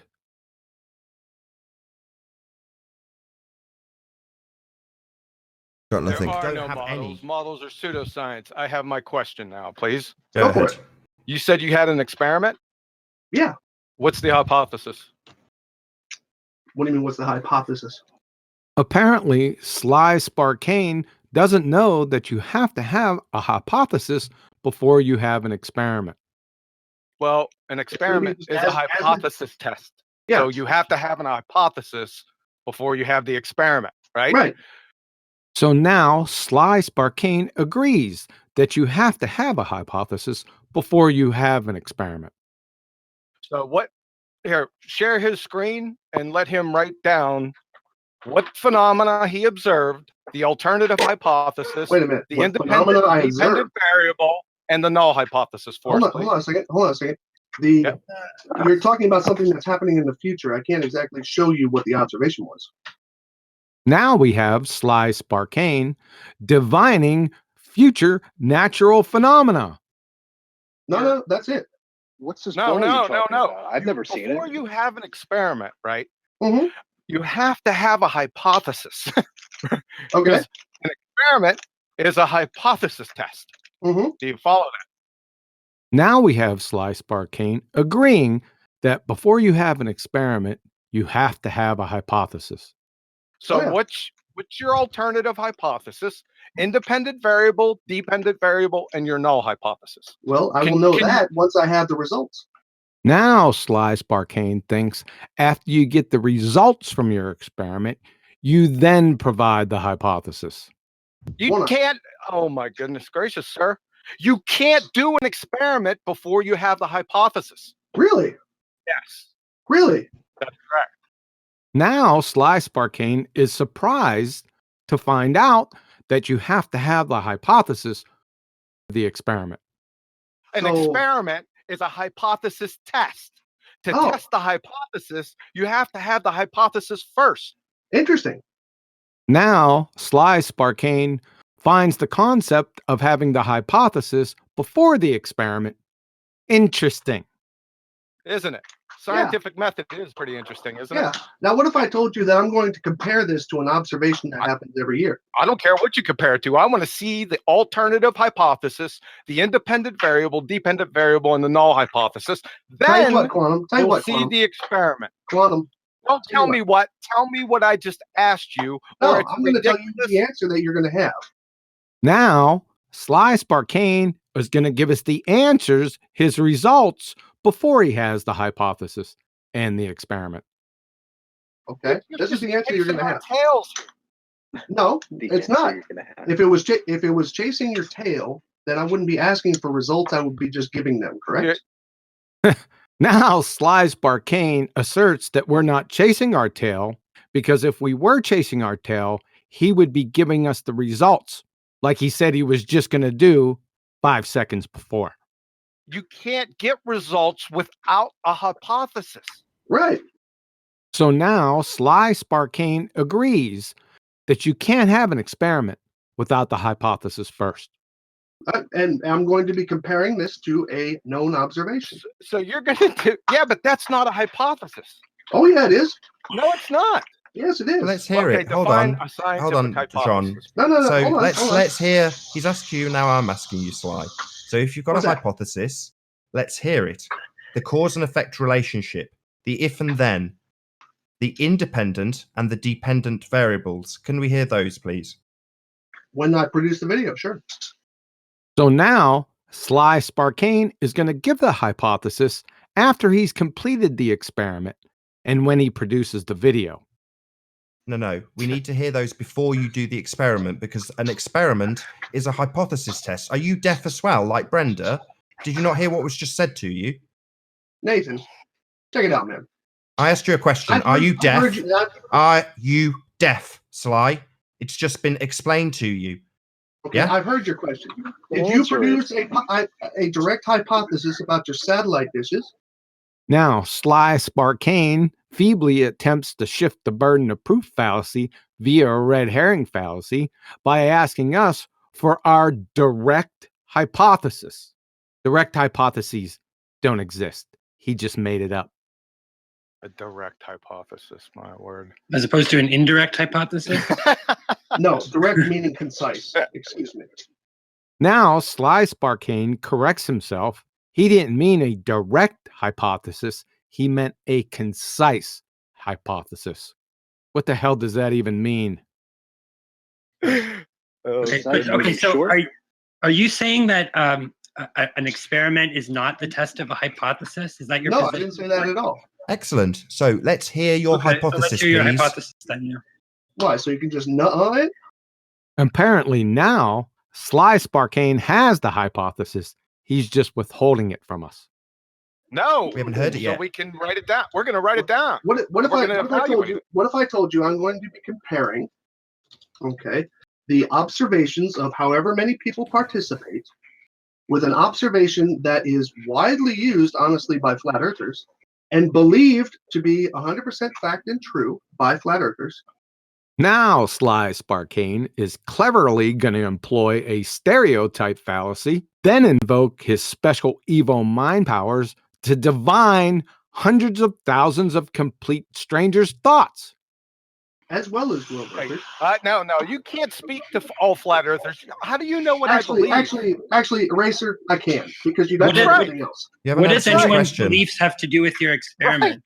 Right, we've got it. It's all right. We've got a few minutes left. It's Sly, comparisons. Sly, try to pay attention. Sly, try to open your ears, close your mouth, and open your ears. Right. An experiment is a hypothesis test. You are saying that you want people to help you in your experiment.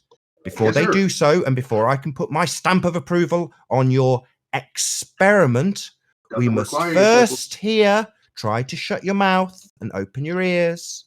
We must first hear your hypothesis. So, hold on, Sly. I know you're very eager. I know you've already got to the experiment stage before presenting your hypothesis. So try and open your ears and listen. We need, for a hypothesis, an independent and a dependent variable. Can you tell us what those are, please, sir? Sure, when I make the video. Now, Sly Sparkane is going to give us the hypothesis after the experiment and before he makes the video. No, that would be after you've done your experiment. Before, Sly, try to listen closely. I'll speak slower. Before, Nathan, try to listen. I'll speak very slowly for slow Sparkane. You need your hypothesis before your experiment. Yeah. Now, Sly Sparkane again agrees that we need the hypothesis before the experiment. Yeah. So can we have it, please? Well, this is the resistance I was expecting from flat earthers anyway. You all have a nice day. Not resistance, and here is Yeah, goodbye. I think that's a concession. Let's just clear this up. Let's just get it clear for the audience. Sly has just rage quit. Goodbye, Sly. Good to have you, you coward. Let's just make it clear for the audience. Quit, wasn't it? You know, with a name like that. Do not participate with Sly. He is not adhering to the scientific method. He is a retard. Pretend a clown, and you will be wasting your time. Sorry so long, but you get the picture. Thanks. Yeah, that was good. Good hearing that back. That's what I was referring to earlier when I said I've got a button on my box for if I ever see Sly. And the button says words to the effect of, what is the independent and what is the independent and dependent variable for your water test?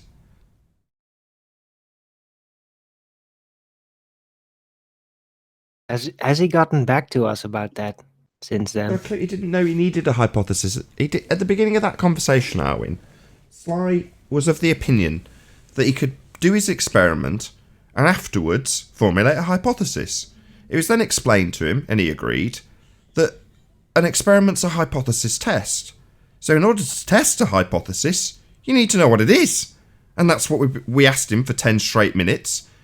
And at the end of it, when it got to the point that he clearly had agreed on several occasions that he understood a hypothesis test was what he was performing, but he hadn't actually delivered a hypothesis yet, he left. But my question was after that. I don't know how long this was ago, but did he come back like, yeah, I got your experiment now, or haven't you heard anything from him since? Did you listen? Did you just listen to what Nathan told you? Yes, he rage quit.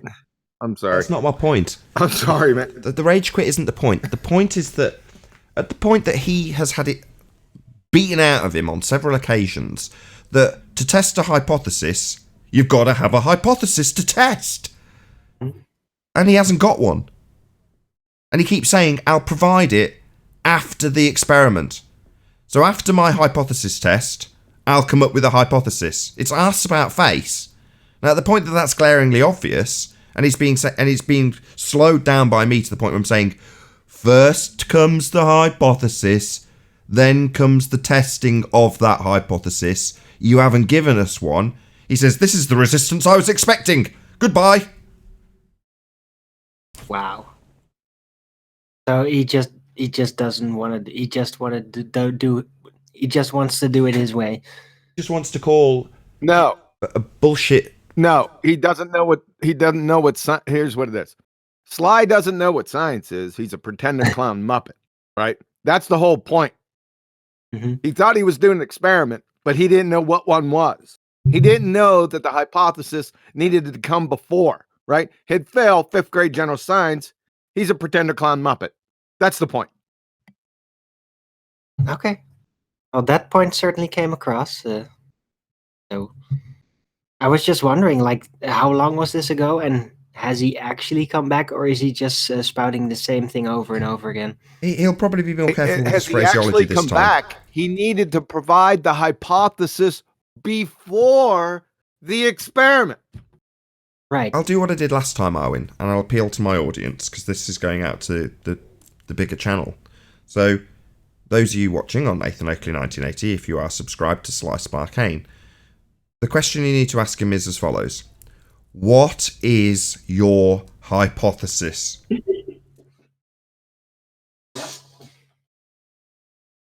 So yeah, go and ask Sly. What's your hypothesis?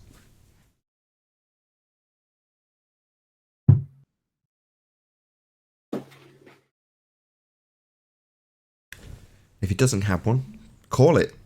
Pretender clown muppet retard. What are you doing? You're just fiddling around wasting money on pipes. You don't have a hypothesis. What the hell are you doing then? Playing games with other people's money, no doubt. He also solicited money from many people for that experiment, didn't he? Absolutely disgusting. On another note, I'm running a GoFundMe currently. I'm e-begging for an iPad. I'm doing really well. Just a quick shout out to my wife, who spung me 25 quid on my own campaign. So thank you very much, Paula Oakley. Really appreciate your support. But yeah, how disgusting to solicit money to do this non-experiment that he's calling an experiment and doesn't even have a hypothesis for. It's just outrageous. And I'm saying that sincerely. Yeah, it's called fraud. Yeah, it's his fraud. I'm saying that with all sincerity. Me e-begging for an iPad is just a humorous aside. This is actual fraud. If you're going to claim you're doing an experiment, and then when challenged to provide the essence of the experiment, the hypothesis on which it is based, given that you are doing a hypothesis test, we'd want to know what that hypothesis was. And if you can't provide it, you're a fraudster. You're gaining money to perform what is claimed to be a scientific test, aka experiment, aka hypothesis test, and you haven't got a bloody hypothesis. It's an outrage. I agree. Look, it should not be too hard. Even to whatever he wants to figure out some kind of hypothesis setup for whatever he wants to do, you know. That I'd almost be inclined to just offer him some help trying it out. Hold on, Chocolate. Go on, Owen. Was this before? Hold on, Chocolate. Was this before? Was this before they decided that science doesn't prove things? Why are they even doing experiments? I don't even understand. Good question. Go ahead, Arwen. Just finish off your thought. No, it's just that, look, it should not be too difficult to at least be able to try some kind of hypothesis setup for whatever he wants to do. I'd almost be inclined to help him out mentally, trying out something. And I can do that. It's really, I've got this down pat. No problem. The way we help him out is to educate him on how you'd formulate a hypothesis. Right. The first step in the scientific method is to observe natural phenomena. Something occurring that you want to figure out the cause of. Now, that thing that you're trying to figure out the cause of is also known as an effect. Science exclusively deals in cause and effect reasoning. An effect in a hypothesis is known as a dependent variable, and your presumed cause of that effect is known as an independent variable, or what you will vary and manipulate as a researcher to cause the effect. So to summarize, step 1, you will observe natural phenomena, otherwise known as your dependent variable. Step 2, formulate hypothesis, otherwise known as a scientific prediction. It establishes what you observed at step 1, that would be your natural phenomena dependent variable. It also establishes what you think at this stage, because you haven't confirmed it yet, will cause that effect, your independent variable. In your hypothesis, you also have a null, the contrapositive of your assertion. If A, then B, being your alternative, assumed cause of the effect. If A, not B, would be the contrapositive, your null hypothesis, the complete contrast to what you assume causes the effect. So you assume something causes something else, you test it, and it doesn't cause it, you validate your null hypothesis. So to summarise step 2, establish what the effect is, establish what you think causes the effect, and establish the contrapositive, which is to say you will fail in your assumption that you have got the right cause of the effect. That's hypothesis construction, the thing we're asking for, prior to step 3, experimentation. Experimentation is very simple to describe. It's the actualization of the hypothesis formed at step 2. The actualization being you varying that which you assumed caused the effect you observed at step 1, and either validating your correct assumption and it actually causing that effect, or validating the contrapositive, failing to cause the effect. If A, not B, not causing what you thought it would cause with the effect you varied, with the cause you varied. That would be an experiment, or, if you're talking in scientific terminology, a test. A test in science is an experiment. It's a hypothesis test, testing an assumed cause of an effect you observed in nature. It's very simple, it's very straightforward, it's very narrow. It establishes the cause of an effect, and the prediction is called a hypothesis. The actualization of your prediction is called an experiment. Now, the problem Sly Sparkane has at this stage is he's at step 3. He doesn't have any observed phenomena. He says that's based on something that he thinks is going to happen in the future. That's not exactly observing something happening and then trying to figure out what caused it. He's going to create something to observe. That's not a natural phenomena. He's a moron. He doesn't have an assumed cause of a non-natural phenomena either. He can't even construct his very unnatural phenomena into a hypothesis with a presumed cause. That would be him creating it, in this example, but he can't even create a bullshit cause. He's just a moron. So for him to have an experiment and not be called a fraudster, he better damn well observe a natural phenomena, damn well assume he's got a cause of that phenomena, damn well vary that cause and cause the effect he observed. Because that would be an experiment. If he isn't doing that, he's a bloody fraud. Let's just Oh, sorry. I wanted to ask if I could attempt to, kind of on the fly, create a very small hypothesis for a potential experiment. As Well, an hang on. example. Let me just Step pull 1. that up. Step 1. Let me just observe contrast phenomena. Sly. Let me just contrast Sly's position with my egg test. I did have a naturally occurring phenomena. Some things appear to float. Some things appear to sink. Some things appear to float in the medium and don't do up or down at all. That was a naturally occurring phenomena. I wondered, I wonder what causes that. And I thought it might be the medium relative to the density of the object.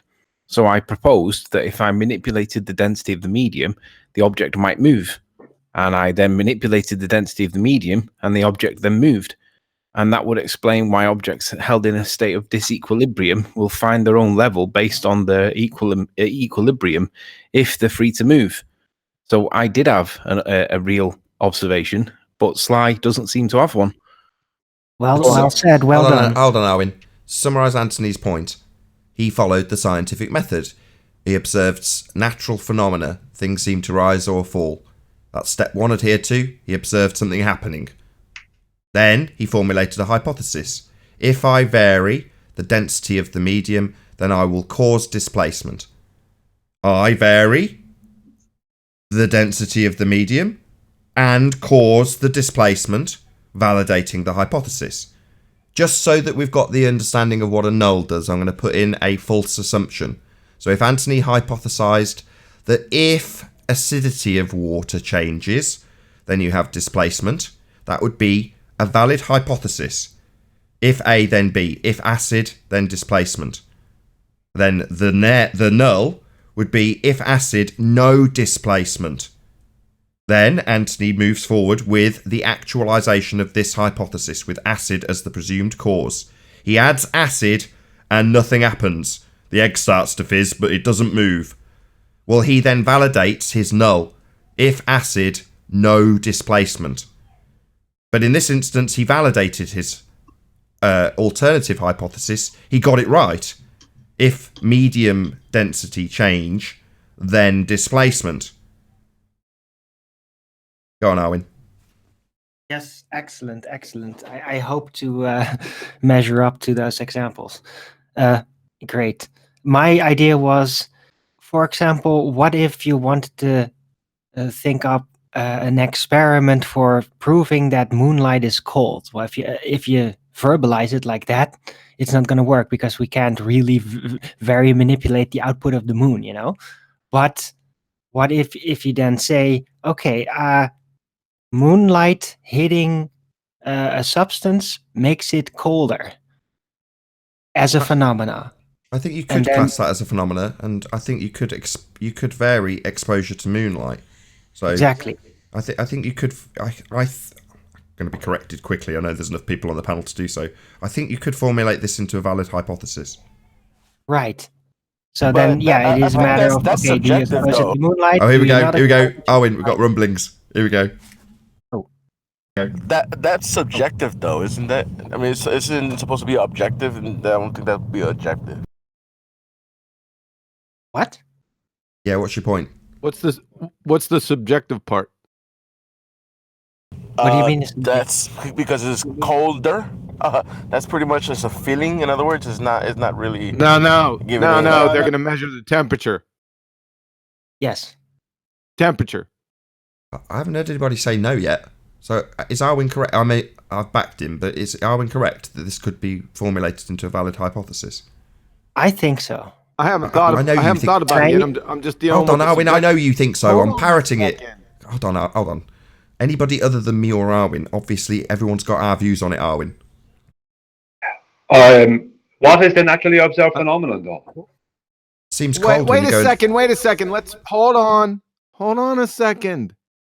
He said it was subjective based on feeling. Then I said it's not because you're measuring temperature. Can we get closure to that before we move on? I thought that was closure. Yeah, we need closure on that. But that's just a fact. You know, it's not subjective.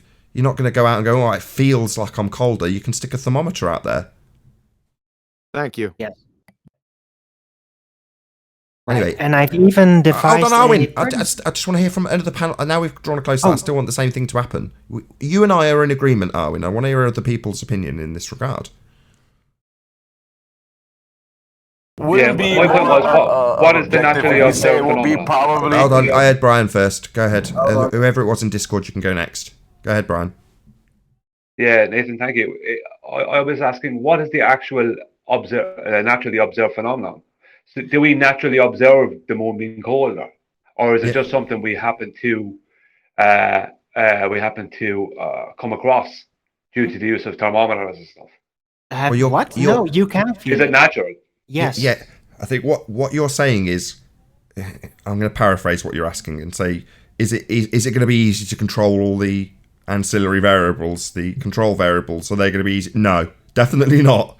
That's not going to be easy. What I'm saying is, I got the do answer we to naturally observe this? Yes, we I got the observe answer the sun to that. being hot, but Hold do on, we Brian. naturally observe the moon? Yeah, if you Brian, stop, you've got an I got answer. the answer to that. Sorry, say it. Yeah. It's not. You have no problem because that's subjective. Maybe the moonlight was shining on you, right? And you felt colder. That's all you need, right? To actually go to the next step. So that part can be subjective. Now you're going to get objective with the hypothesis and the experiment. Thanks. Right. Okay, thank you. So wouldn't it be objective if you wouldn't objective be if you say it will be more, let's say more or less 5 degrees lower, and then that would be. Well, regardless, if you're not measuring it, you're just feeling it. It's subjective. We're looking for cause, though.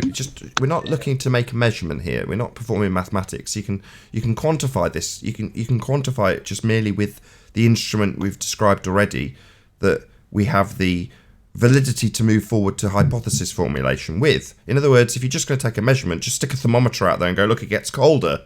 Well, job's a good one then. But you're trying to establish the cause of that. I.e., what is the cause of it getting colder at night time, if you want to put it in very simplistic terms? What causes that? Yes. Well, if I the may moon. elaborate. You not already have it if it's the moon. You understand what I mean? If the moon is what you're already, if that is what your phenomenon is, naturally observed phenomenon, the moonlight is colder, then it's colder because of the moon. So why the effect is caused by the moon. No, but So why do you need to test it? you're assuming the moonlight is the same thing as that optical phenomena you're looking at. Yeah, but the point I'm making is no, the person doing the thing would have to assume that. No, you're wrong, Arwin. Why? Not an optical phenomena. We're looking at a thermometer. We're not describing an optical thermometer. We're qualifying a temperature change. Right, but when you say the moon, you're talking about an optical phenomena. Temperature change is definitely measurable. It is definitely empirical based. Yeah, that's but what you we're can't trying to equate establish. the moon to that temperature change because we don't even know what that is. That'll be an IV. That potentially could be a presumed cause of the effect.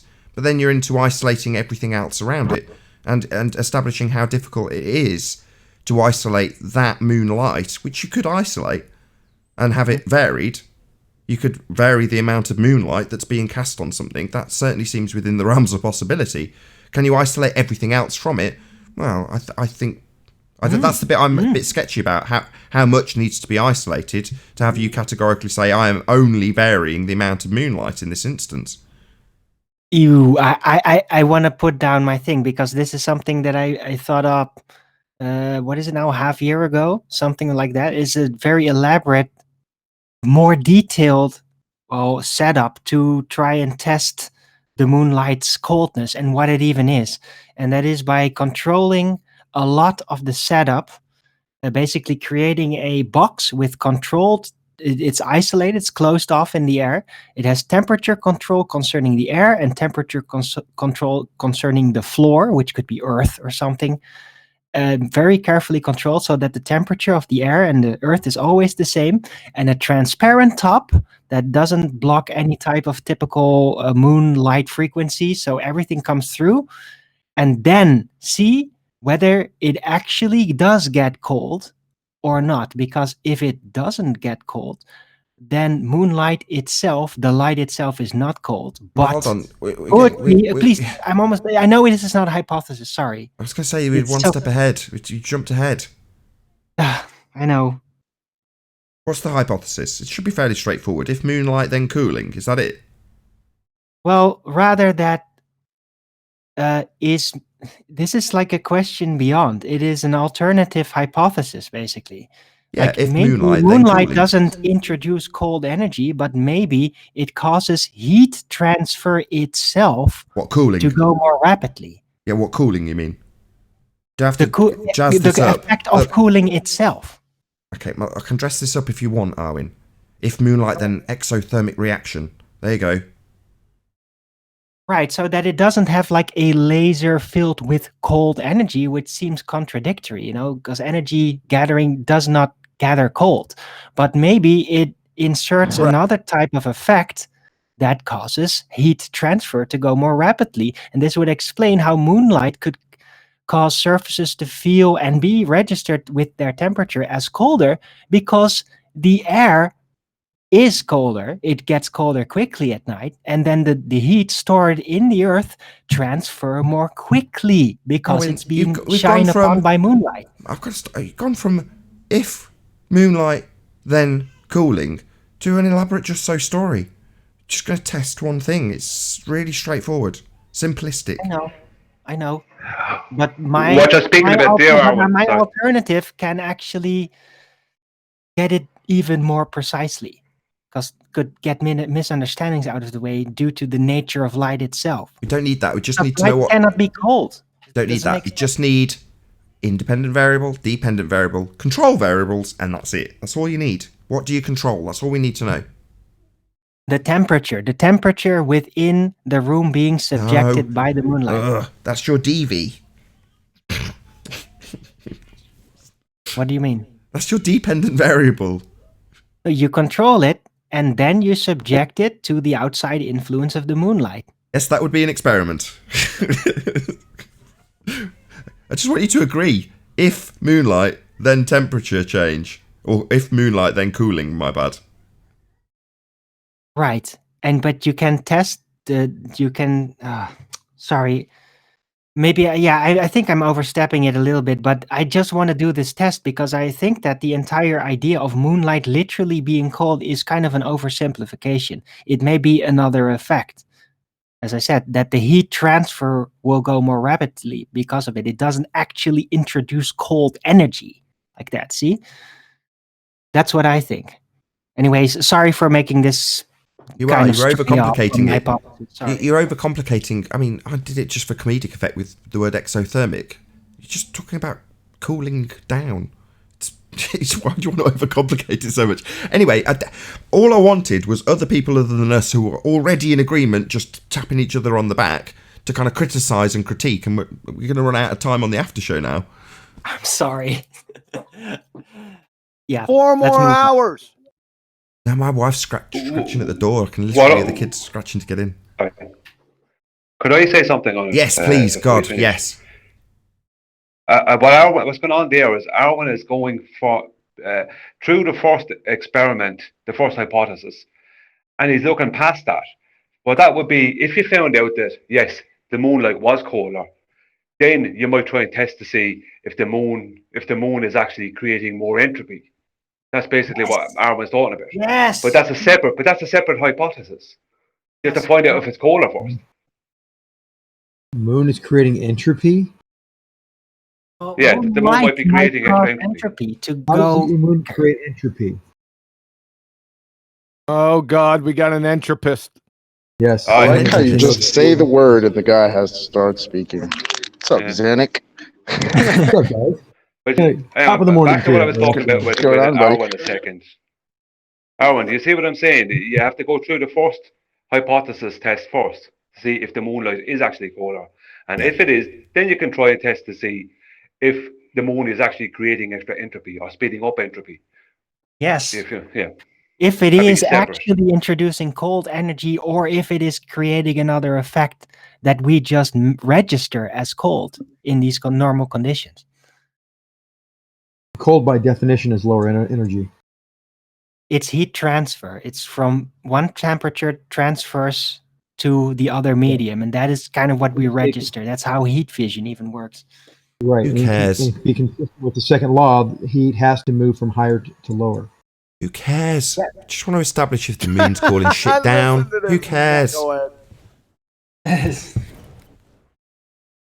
Really simple stuff. I just wanted somebody to object. So far, great. Nobody seems to be objecting.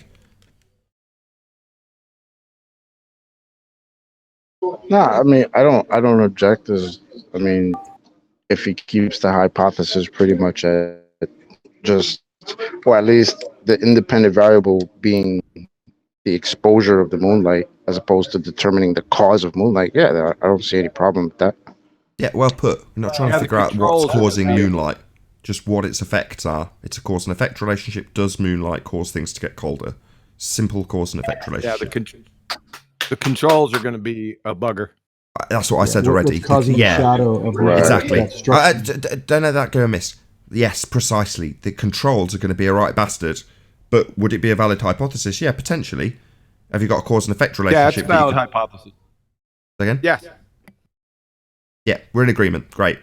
Yes, it's probably going to be a valid hypothesis, but we already said that the controls are going to be a bit dodgy, to say the least.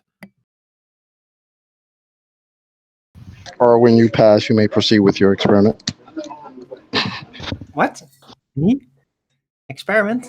Yeah, just get your controls down. Oh my rather than a just so story formulation based on a hypothesis test that you've whistled past. You need to get control variables in the hypothesis completely pegged. Know what you're going to control and how you're going to control it. Yes. Yeah, indeed. So that's a big issue. So concerning cold and heat transfer in general, it's a tough one, especially at night, because there is a lot of natural heat transferring going on. There's wind going on, changing the temperature. The Earth has retained the heat of the sun of the day, and the air is cooling rapidly because there's no more heat being introduced. So there's a lot of heat transfer and turbulence going on. So you got to control for all of that. Make sure there's no wind. And that's why If I may say something? Yeah, hold on a second closed before you do. box. I would shit can. You said cold transfer. I'd shit can that thought. It's not even the things that you can think of that are the problem. I mean, this won't be an exhaustive list, obviously, but it's the things you don't know that are going to get you with this. It's not the things that are obvious. Yeah, you're right. Of course, you got to figure it out. Well, I seen one guy do it from like his house, like the moonlight going through like his window or something, and that was more controlled than like outside, let's say. It's tip I of was the going to say a iceberg. magnifying glass. It's the tip of the iceberg. Right, a closed off box, and then just making sure that the transparent thing you're letting the moonlight shine through will not absorb its typical rays, because that does happen. For example, greenhouses that use glass, they absorb part of the actual useful light of the sun and let the heat go through, but it absorbs some of the UV rays, which is not as good for the plants in comparison to using PVC, which does let all the the higher light go through. All these things have to be taken into account. Exactly, the controls. I just want to ask Quantum Eraser, what Ballbusters number are you releasing tomorrow?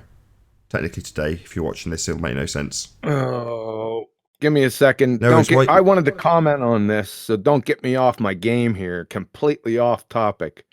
One second. Well, while you're looking, I'll just say I got a message on my GoFundMe campaign from Mr. Burn Fat, who is also known as Burn Fat Till My Stomach Is As Flat As the Earth. He's one of my patrons. But he sent me like a meme. It's a quote. The truth is like a lion. You don't have to defend it. Let it loose and it will defend itself. Now I'm going to paraphrase that and say, the truth is like a weaponized swan. You don't have to defend it. You just have to weaponize it and it'll defend itself. Yes, sir. That's exactly. I thought about that initially when I released it. This thing defends itself. Yes, really cool. So before I lose my thought, first issue, tomorrow's Ballbusters is episode 17. We're going to woodshed some ballers and then talk about the Coriolis effect. Is it going to be live or premiere? No, it's not live now. So it's number 17. Thank you. Episode 17. Now, I want to comment on the Get me on that overall too. theme of... Hold on a second. My word, people. Okay, so what is the big picture? Please give me a short answer. What is the big picture of the overall theme behind the moonlight cooling? Temperature. What's the idea behind it? What are you attempting to overall big picture say? Change register temperature. No. What's the bigger picture? So what are you trying to investigate as a whole? So we said in this experiment we wouldn't necessarily be trying to figure out what the cause of moonlight is. That's too grandiose. But for example, could it be that if your vision was to form a theory about moonlight, is that the overall big picture? That's what's being asked. I think I know where you're going. Right. So, yeah, if the moonlight is cold in any kind of way, if that turns out to be the case, however it does that, how can that be reflected sunlight, which is part of the heliocentric model? Perfect. You walked right into it. Go. I know where you're going with this, QE. Perfect. You walked right into that one. Yeah, so we don't have to worry about that because 60 level optics pummels that into the incoherent oblivion. That is that the moon is reflecting the sun's light. The only way that could happen is if the moon is either concave or flat. Hello, ballers!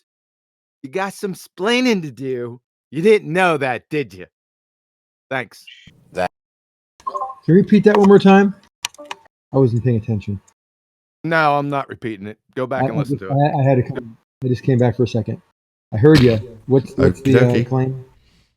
Well, you maybe listen to it in the upload that goes out on Nathan Oakley, because with that, I'm going to say a huge, massive, enormous thank you to all of you who did tune in on the Nathan Oakley 1980 premiering stream for hopefully smashing the super chat, liking, commenting, sharing, subscribing. I'll do one last plug to my GoFundMe campaign, which I'll stick a link to below. So, as I said before, if you can't necessarily support the campaign, click on the share button and give it a share on Facebook and Twitter.